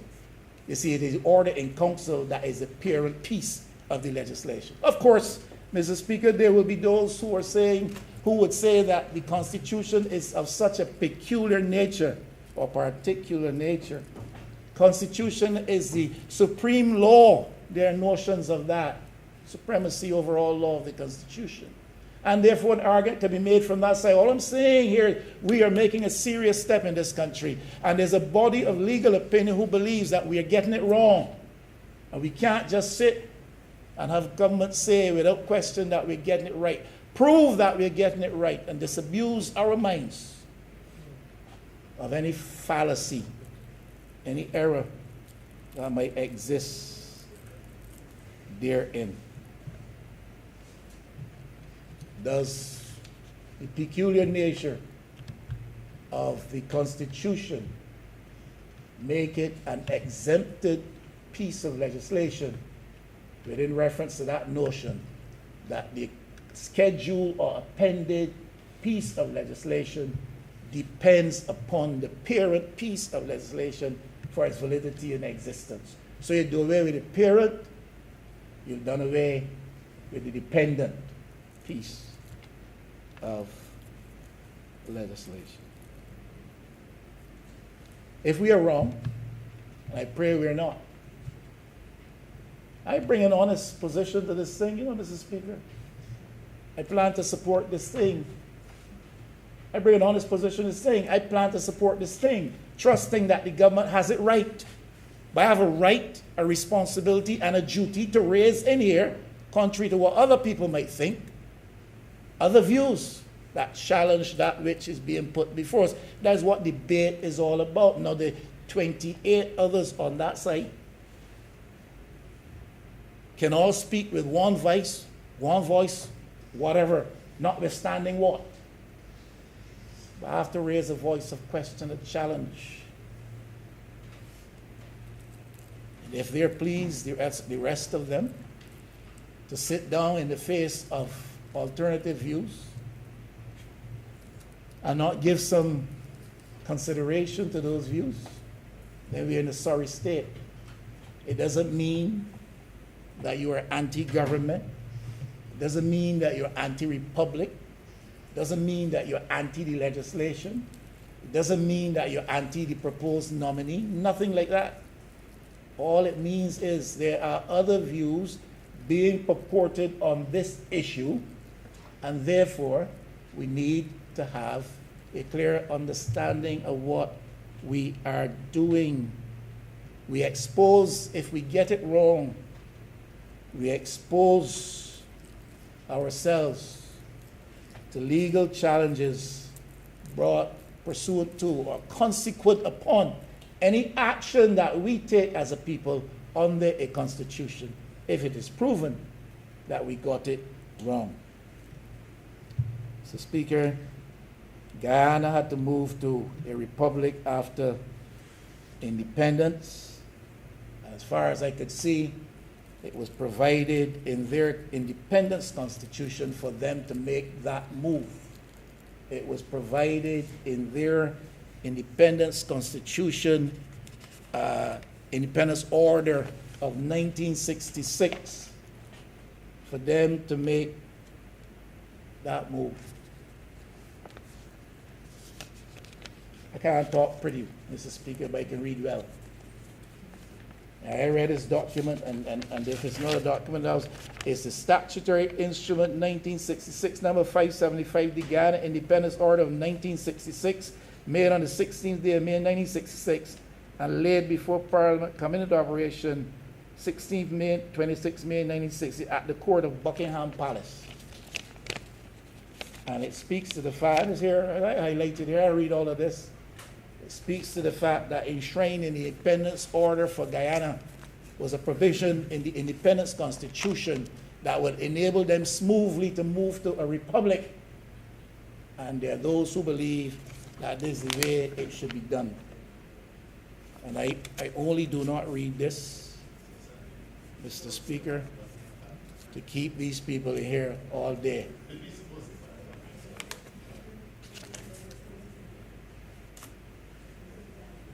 I can read this, Mr. Speaker.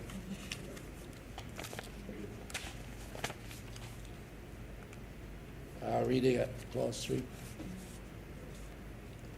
Subject to the provisions of the next following section and to the other provisions of this order, the Constitution of Guyana settled in Schedule number 2 to this order. The Constitution as Schedule number 2 to this order shall come into effect on the appointed day.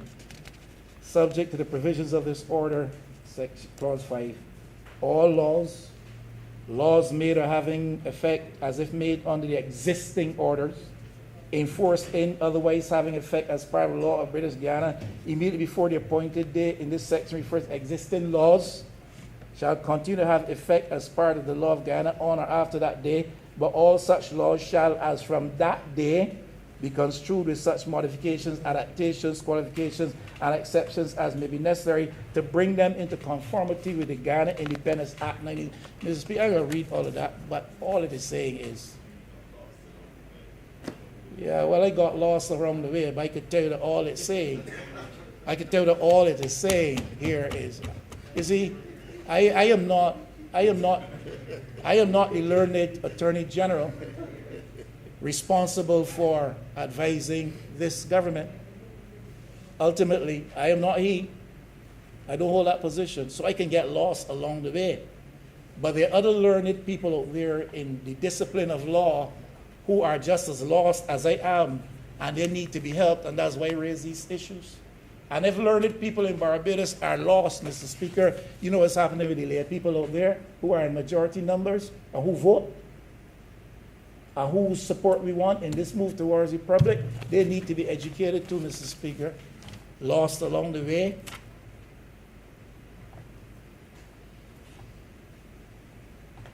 Guyana provided for a move to republic by having it put into the independence constitution.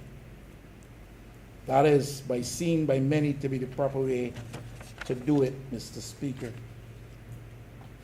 Trinidad Order in Council was revoked by the UK Parliament, as I understand it, in its independence constitution. But we're doing it the other way. We're establishing a republic, and then we will develop the constitution. Because we've revoked or repealed the order in council, the parent piece of legislation, to that schedule, the Constitution, leaving it on its own, in the opinion of many, erroneously so. Others did it in the right and proper way. So the question has to be faced down. Are we establishing a republic state without a constitution?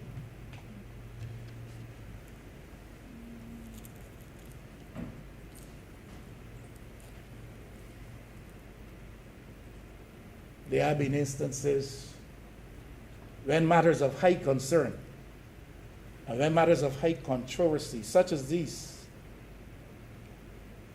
have had to be made settled by recourse to the opinion of the courts. And perhaps if the divide in Barbados on this matter is wide enough, if there are sufficient number of people of eminence in the field of law who believe that we're doing this the wrong way, legally and constitutionally, maybe there should be a declaration made by the court on it and settle it once and for all. And settle it once and for all. You want to take the people along on a journey with you as a government. In fact, this is the people's journey. You're just the appointed leaders of the day. And it would do us well to remember that, of the moment. We are the appointed leaders of the time. But it's the people's journey. This journey began before us and will be ongoing long after we are gone. We want to take the people along with you, not only legally and otherwise. It's a bad moment for us to be doing this. I've said this. I'm going to support this because this Parliament has brought it here. I would like to think in good faith, on good advice. I'll support this, but I have these concerns which other people have. And if you open your ears a little, you will hear. But beyond the constitutional legal arguments and some of the other arguments that I've raised, it's a bad moment with COVID. This is not the right moment, in my view, to be doing it. Some would say, and I've heard this said, we do not know what next year will bring. We may still be faced down with COVID. And yes, we might. I would prefer to believe that by the middle of next year, this thing will have gone. I live in hope. That hope, and pray that I'm right. But I don't know that it is sufficient to stand here today and say we do not know what the situation health-wise in the country will be like next year. And therefore we can't wait until next year. Right now, Mr. Speaker, to my humble submission, people are not turned on to this thing. People are not turned on. The government may be. The Parliament obviously is today. But I don't know if people is turned on to this thing. There's a lot of raging debate as to what it means and why do it now and let's do it now. We should have done it yesterday and all of that. But you know the economic hardship that obtains out there, people's minds are focused on that. People's spirits, Mr. Speaker, are depressed with their own economic hardship concerns, family stress at record levels, Mr. Speaker. You know these things when you live close to the people as you do, whether politically in St. Michael Central or as a practicing lawyer or in the pastoral field. You know the stresses that people are going through. You know what people, we know where people are at in Barbados today. Family, stress, high levels. Business uncertainty such that businessmen are making demands of the government and of the people which are not in sync with law because there's business uncertainty. There's an enforced sense of distance because I have to keep 6 feet away from you, Mr. Speaker, and because we can't celebrate together anymore, and because we can't share a moment of bereavement together because the numbers are limited. So he who you have known from your boyhood days is buried and you are not able to attend. There's a sense of enforced distance. This is a bad moment to be doing this. The mental stress levels, we're seeing and hearing people talk about it. People who are involved with people in this way. There's a highly reinforced sense of dependency among people. You face it, Mr. Speaker, I'm sure. My experience in St. Michael West must be the same as yours. Many telephone calls every day, all hours of the day, because people feel a heightened sense of dependency. They do not know where the next meal is coming from. And that's a reality. This is where people are. This is where people's minds and spirits are at. And now we see increased infection rates and incidents of death in Barbados. This is where people are. This is where people are today. And Krum, I remind you, said, we don't look east, we don't look west, we look forward. But people find it not so easy to look forward today. They're looking over their shoulders to see who's coming too close to them for fear of contracting the COVID. They're looking at other people getting ahead because they can benefit out of their circumstance, whereas they're left behind in further straits of misery beyond the norm for them. This is where people are in their minds. This is not the right moment to do this. I can't be prophetic and say next year will be better. But what I do know is that this moment now is not the right moment for this.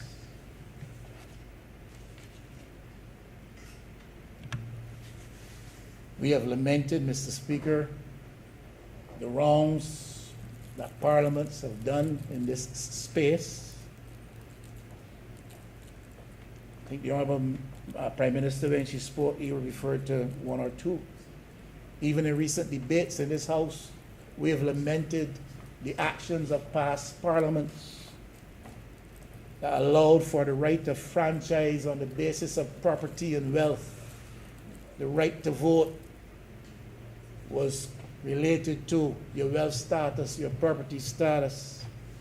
Most recently, we lamented the fact the Minister of Energy and Small Business did, that parliaments in the past criminalized the legitimate activity of vending.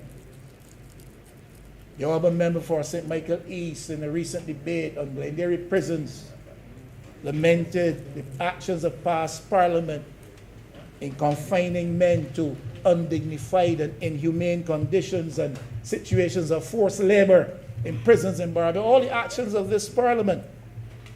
Mr. Speaker, we cannot afford to get this one wrong as the parliament of the day.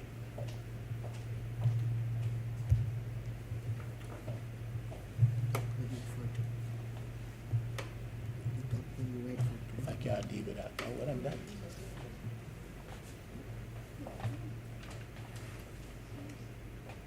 Continue, Honourable. Yes, thank you. Now, we've had, and this should be a high point for us, becoming a republic. It should not be shrouded in controversy. It should not be politicized, as the Honourable Prime Minister said. I'm not seeking to do that. I'm raising questions which are being raised out there, and questions which I have myself. And I'm open to further enlightenment. But we have embarked for some time on a philosophical journey.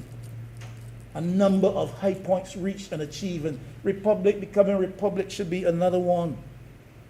Birth of labor organizations and political parties in this country in 30s and 40s, being celebrated today in Barbados still. I already spoke of the political consciousness of the 1930s, the attainment of suffrage, adult suffrage, and female suffrage, without reference to property status or wealth status. The whole decolonization process that has brought us to this point, that gave us this parliament, and to the point now where which we look beyond the now monarchical constitutional type arrangements to becoming the birth of a black majority political class in this country. Ultimately, independence on November 30th in 1966. And all of this celebrated and achieved along the journey, along the way, in a context of educational advancement, health services development, infrastructural modernization, governance maturity, regional leadership, and global respectability. All of these things have been part and parcel of that journey and part of that course. And we have come to this high point, which ought to go down in the annals of history as another high point. And therefore, and I've said this to the Prime Minister, I don't think that this is the now moment. In this now moment, we should be doing this, because this should mark for us a time of high celebration and a time of serious reflection. You know the things we have to celebrate, and of which I'm proud as a Barbadian? Stability of governance, even in the region among our neighbors. We have seen the absence of that in some instances, the marked and sad absence of that. We've set stability of governance over these years, and we want to take that to the next level. The developmental status that we have achieved in the world, even despite our recent shortcomings. Our reputation globally and regionally, even among developed nation spaces. Our people's advancement in the arts and culture, in sports, in academic, in the professions, Mr. Speaker, health. Every time I see Dr. Ford and the comment is made that he is alone in his field in Barbados, a product of this country, who is now able in our moment of darkest peril to lead the charge and to be in advance of our fight to save this nation in basic ways, a product of our system. I see this. These are things to be celebrated. The step to republic should be a high point for celebration. Now is not the time to do it in the current circumstances. But as we do it, I've said this before, and if a government with this mandate does not understand that it's one of its principal responsibilities is to mainstream the peripheral elements of our economy, then it's missing the mark. There are a lot of people, sectors in this country, classes in this country, sectors in this country, emerging groups in this country, economically, that should be mainstream. To me, government today in Barbados should be about mainstreaming those who have been living on the periphery. And I'm talking the periphery of the economy in this country. I've said it repeatedly, and you'll hear me say it until I have no breath left. We have to modernize, revolutionize ownership patterns in Barbados. That is a principal duty of any government today, to revolutionize ownership patterns in Barbados. The majority of us are still dispossessed. We're still numbered among the poor and the powerless. We have, in my humble submission, Mr. Speaker, to recast the Barbadian image and identity so that our people with confidence can stand up and take their place in this world. The government knows this, but we have to translate the efforts to achieve this into actual initiatives that are meaningful, that people can sense that they're being moved, that they're being improved, and their lot is being better. We have to revolutionize the image of revolutionize the Barbadian image and identity in this today's world. Let us take our faith. And there are those, the odd persons, who are doing that. But that should come almost as a matter of course for us. We have to see ourselves as to who we are. I don't very much like this is who we are. My focus is more so on, my goodness, what we can become, who we ought to be. We need to reshape our institutions for better functionality. Mr. Speaker, you work in the courts, so you know they don't always work well or efficiently in the interests of people. And all across the landscape, institutions that constitute the system that should serve the interests and betterment of the people are found to be dysfunctional. Not totally, but sufficiently dysfunctional as to cause despair and a sense of cynicism and alienation to arise. We need to rebuild the social values platform that they might withstand the currents of modern assaults upon the Barbadian psyche, upon Barbadian value system, upon the Barbadian mindset. And there are many. We're now exposed to the world.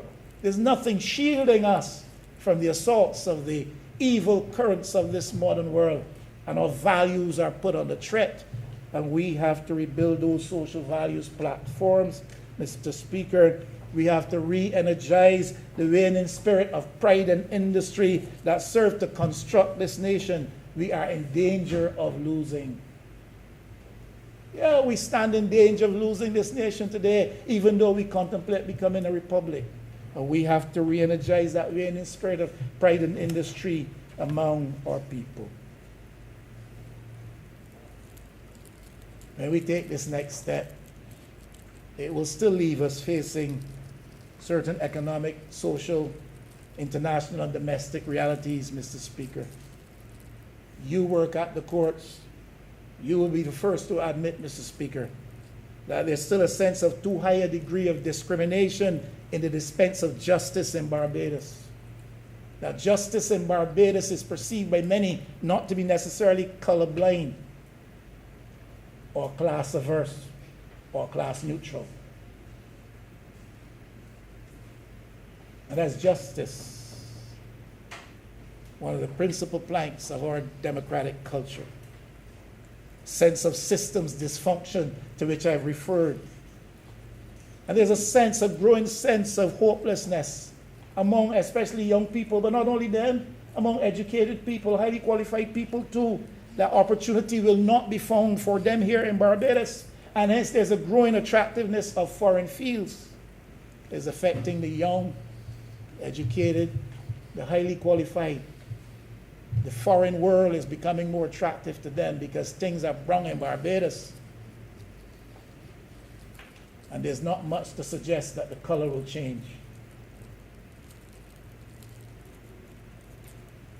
With all that we face regionally and globally, Mr. Speaker, we have not yet as a country found a formula, either within ourselves or regionally, or in the context wider so of small developing states, to engage the developed world effectively and successfully in matters of trade, capital investment, loan financing, environmental vulnerabilities, developmental inhibitors, or even access to food. And I applaud the Honourable Prime Minister for the stand she's taking on the world stage in bringing these important matters to the attention of the developed world and trying to muster the confidence among developing countries and small vulnerable states such as ours that we may find our niche in this world and that we will be treated with equity and a sense of justice by those who are better off.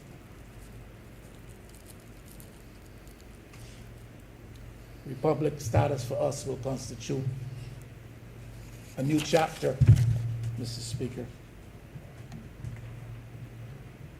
There are things we can get wrong and still move on. There are things we can get wrong and still move on. But in my view, we should try as far as possible to make sure we don't get this one wrong. You can sometimes do the right thing in the wrong way. I hear many voices on that side suggesting there's never a wrong time to do the right thing. There's never a wrong time to do the right thing. I've heard that repeatedly from over there. But I caution you that you can sometimes do the right thing in the wrong way.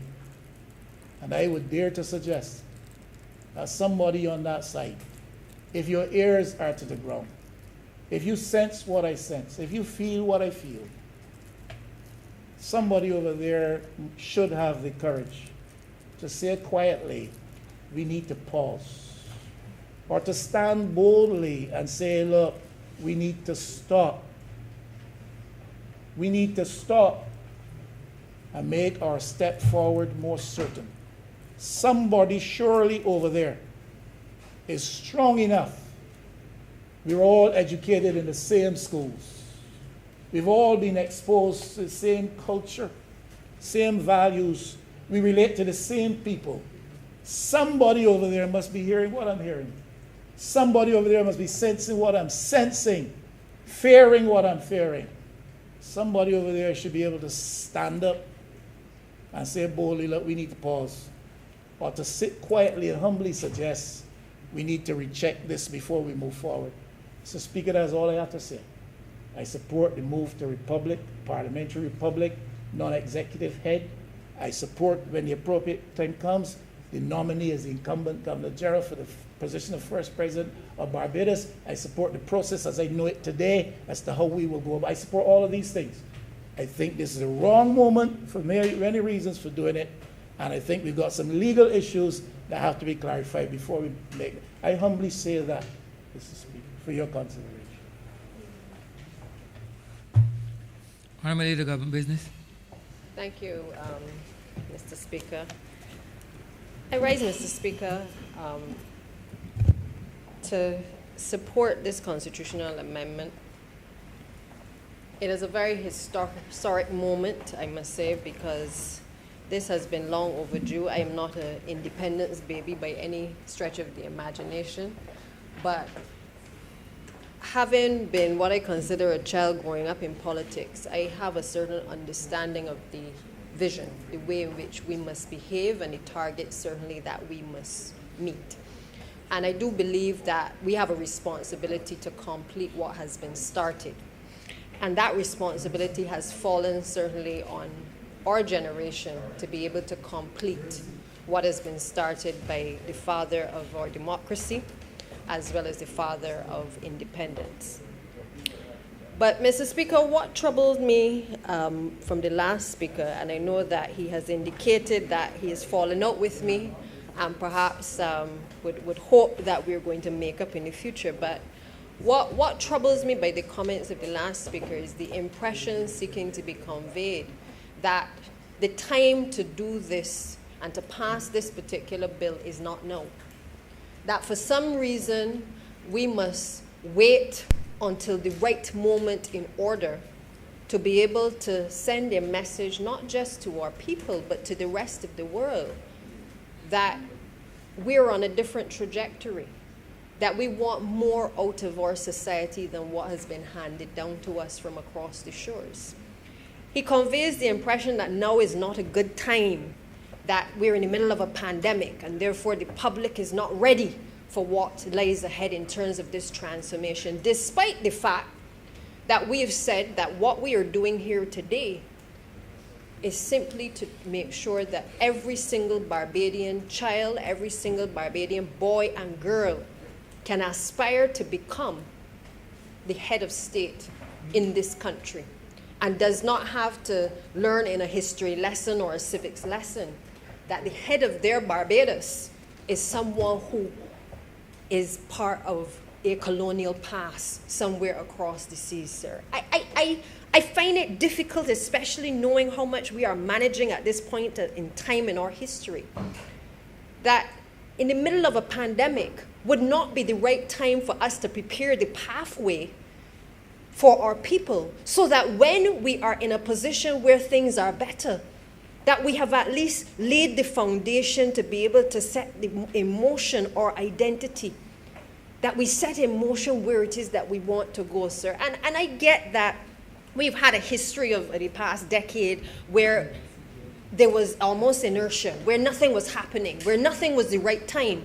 Even the former Prime Minister indicated to this country that he wanted to take Barbados into a republic, but on different occasions over the course of the previous time of his tenure, never was able to move the mark, was never able to move the goalpost to be able to take us there, sir.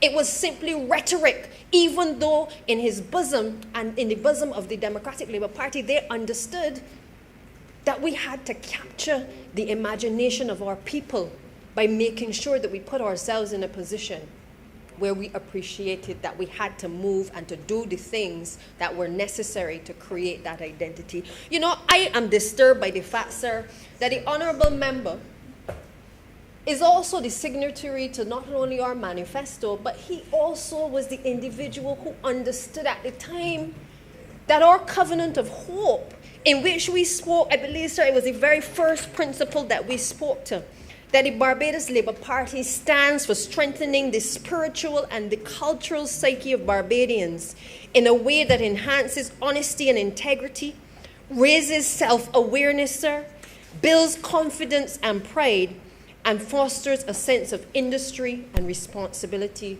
community and nationalism. The honourable member who just spoke understood that when he was a member of our party, sir. I don't know where this new wisdom has come from, but to behave as though because we are going through a pandemic, that the people are not ready to be taken where they were in 2018 when they voted unanimously for the Barbados Labour Party is misleading. Because we have a responsibility, as we did in 2018, as we do now, to make sure that we take the people where it is that they gave us and vested the confidence in us to take them, sir. And the honourable member would do well to remember to what he signed on to at that point in time. because it wasn't so long ago that he was a member of the Barbados Labour Party with that type of vision.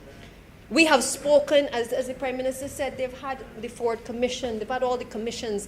Everybody has pronounced that this is the position that we needed to take as a country to close the gap as to where we were in relation to independence, that we needed to send this signal. And you know, this reminds me of the discussion that we have sometimes on the common entrance. Everybody has written reports, everybody has a position, everybody knows what's not working. But when it comes to touching anything that bears the stamp of the colonial past, all of a sudden we are not sure that we want to let it go. Even though in our heart of hearts we know that we would be all the better for it, because the identity that has been lost from our people is one that we need to give back to our young generation, that they can aspire to be anything that they want to be, even if it is the head of state of this country, or a prime minister, or a doctor, or a lawyer, or a tradesman, or a painter, or a creator. It does not matter. But what we must not do in the midst of grappling with a pandemic is pretend as though everything has come to a standstill, as though we can no longer push the envelope or to push our people to be the best that they can be, or that we can't put the systems in place to prepare for after the pandemic, for the post-pandemic period, sir. That is not the Labour Party way. It has never been the Labour Party way. And while the Honourable Member and Leader of the Opposition admires the Honourable Prime Minister for speaking truth to power, he then comes and he creates the impression now that in some way we are rushing to do something, that this thing can wait, that he has all these problems with it, even though he supports it. Well, Honourable Member, through you, the Speaker, we will continue to speak truth to power.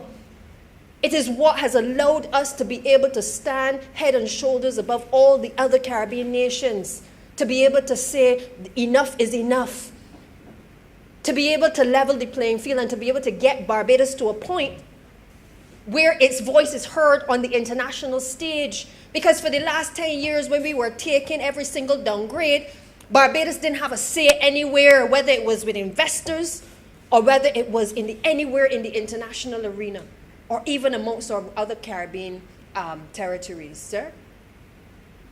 We have had to work grappling and managing this crisis, dealing with the economic crisis, but still trying to make sure that we commit to all of the things that we said we were going to do in relation to uplifting our people. And the Honourable Member talks about us empowering people in relation to housing. Mr. Speaker, let us be fair. We know what we inherited. But we have come week after week with proposals in relation to housing, in relation to those who are investors who have money to be able to spend, to be able to build out housing for our people. We have come with solutions in relation to those who are middle income, the lawyers, the doctors, all of those persons at the middle class.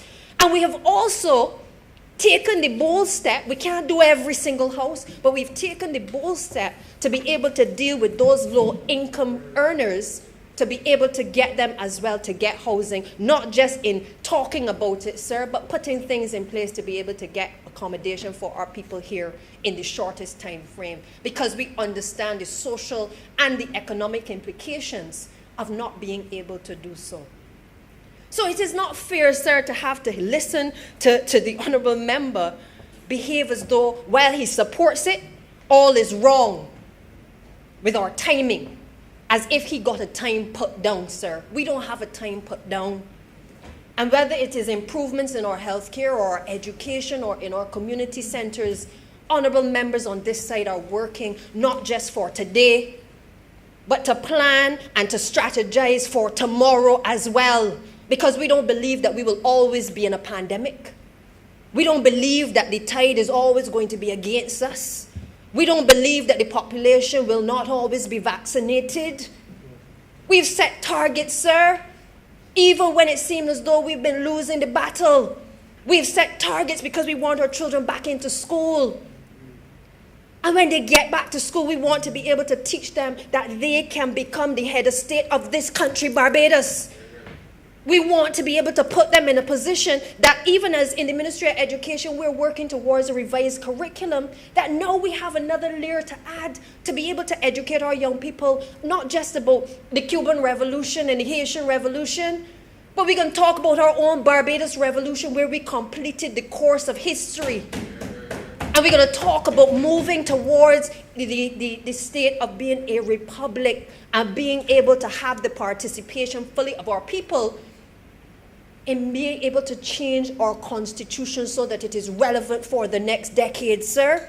That is what we are working towards. So when you see Nelson come down, whether you know where Nelson is, he came down under this administration, sir. When others talked about it, we brought him down. And the honourable member was there with us when that came down, and it was an emotional period for all of us who were able to witness it.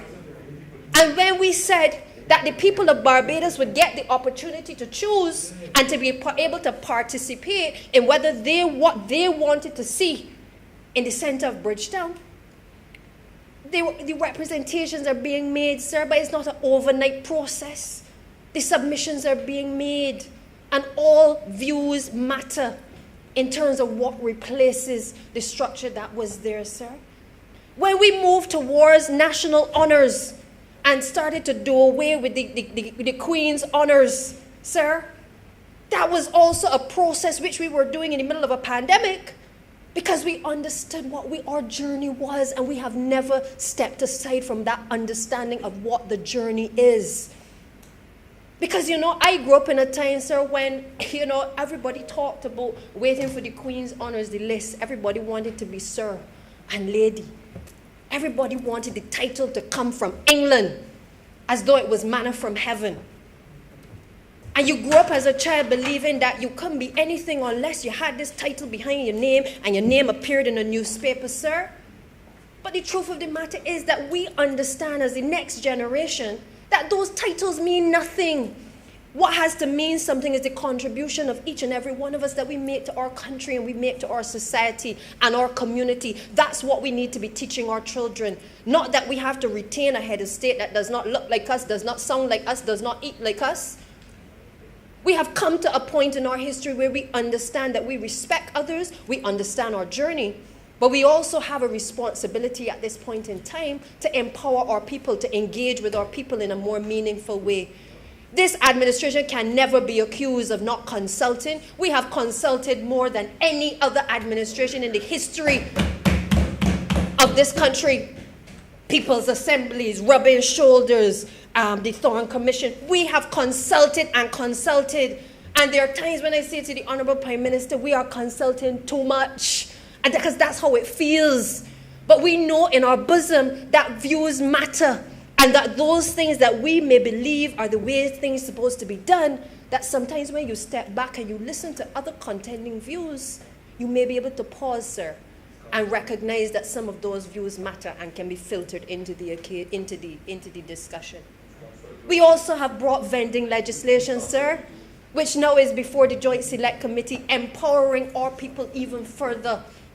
People who the honourable member would have rubbed shoulders with us from time to time prior to the last election and understands, no doubt, the importance of this type of legislation. So to give the impression that we are not doing anything for the poor people of this country, sir, is misleading. And the honourable member needs to behave himself.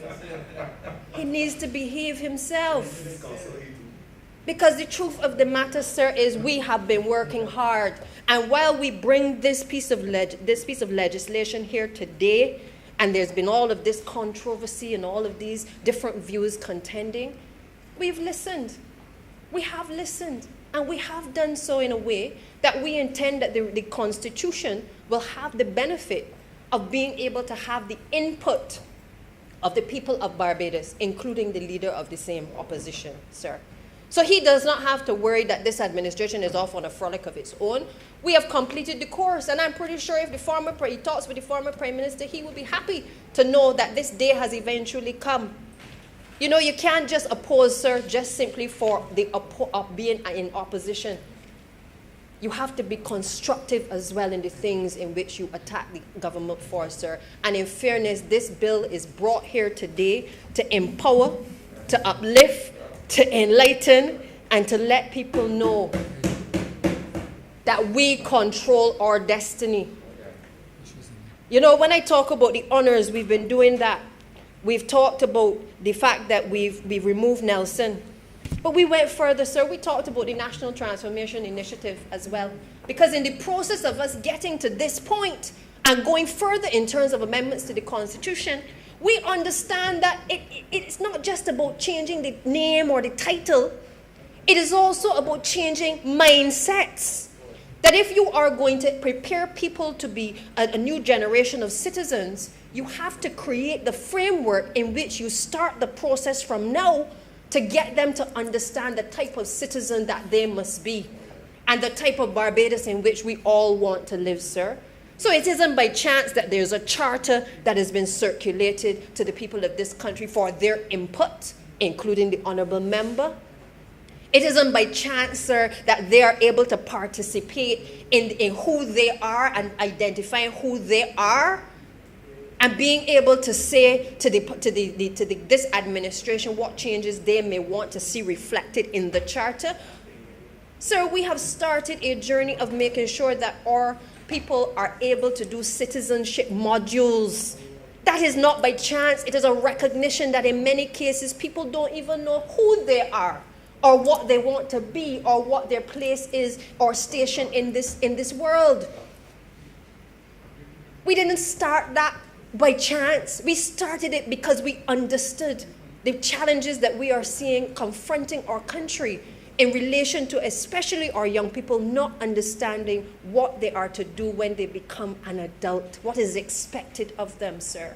We also understood that there were people who were in various forms of employment, whether the hotel sector or other sectors who had been affected by the pandemic as well, who needed, in a sense, some grounding, a refresher course to better understand their station in life, to connect the dots as to who they are and what they can offer to this country, so that it isn't just about what has been happening over the last couple of decades where we just prepare people for a job, but rather that we prepare people to be entrepreneurs. We prepare people to understand that if I do something and I do something wrong, it impacts on my brother, it impacts on my neighbor, it impacts on my sister.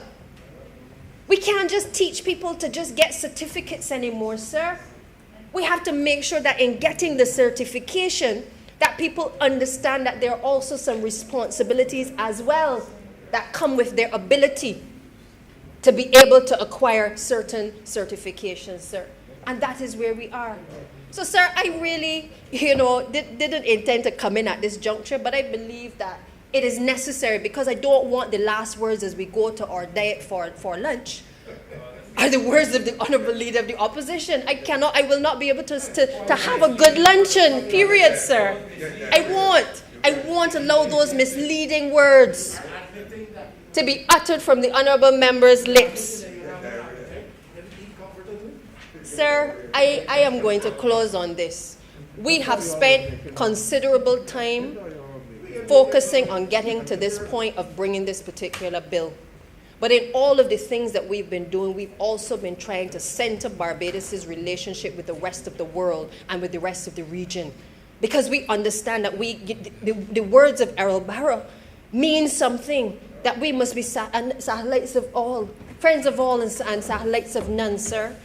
That we must live in a Barbados where we are proud of who we are, that we can stand on any world stage and speak truth to power, sir. That is what our mission is. And I say to you, to Speaker, to the Honourable Leader of the Opposition, you don't have to worry about Barrow's legacy, the very excellent Errol Walton Barrow's legacy, because the Barbados Labour Party has always told the story. Whether the story is a good story or a bad story, we've told the story. Perhaps we've not told enough of the story. But we don't have to worry about how we immortalize his legacy. His legacy will not be forgotten by a Barbados Labour Party. It may be forgotten by a Democratic Labour Party administration, who has, anyway, let me stop there, sir. Let me stop there. History will speak for itself. And because it is not us you must worry about, sir, the legacy of Errol Barrow has already been eroded by his own party in relation to education in this country, and it has been restored by a Barbados Labour Party administration. So, sir, the record, this place is where the record is set straight. And so, sir, I want to support this bill. I thank the Honourable Prime Minister for her leadership and for the Cabinet of Barbados in being able to get us to this point. It is, for me, a historic occasion to be a member of a parliament that is able to take us from where we are to where we must go, and to be able to lead by example in setting a foundation for our people, so every child in this country has something to aspire to, sir. For those few words, sir, I am obliged, and I would ask that this Honourable House be adjourned until 3 p.m. Suspended, sir, suspended. Until Honourable Member, the question is that this Honourable Chamber stands suspended until 3 p.m. All those Honourable members in favour, please say aye. Those against, please say no. We think the ayes have it. This Honourable Chamber stands suspended until 3 p.m.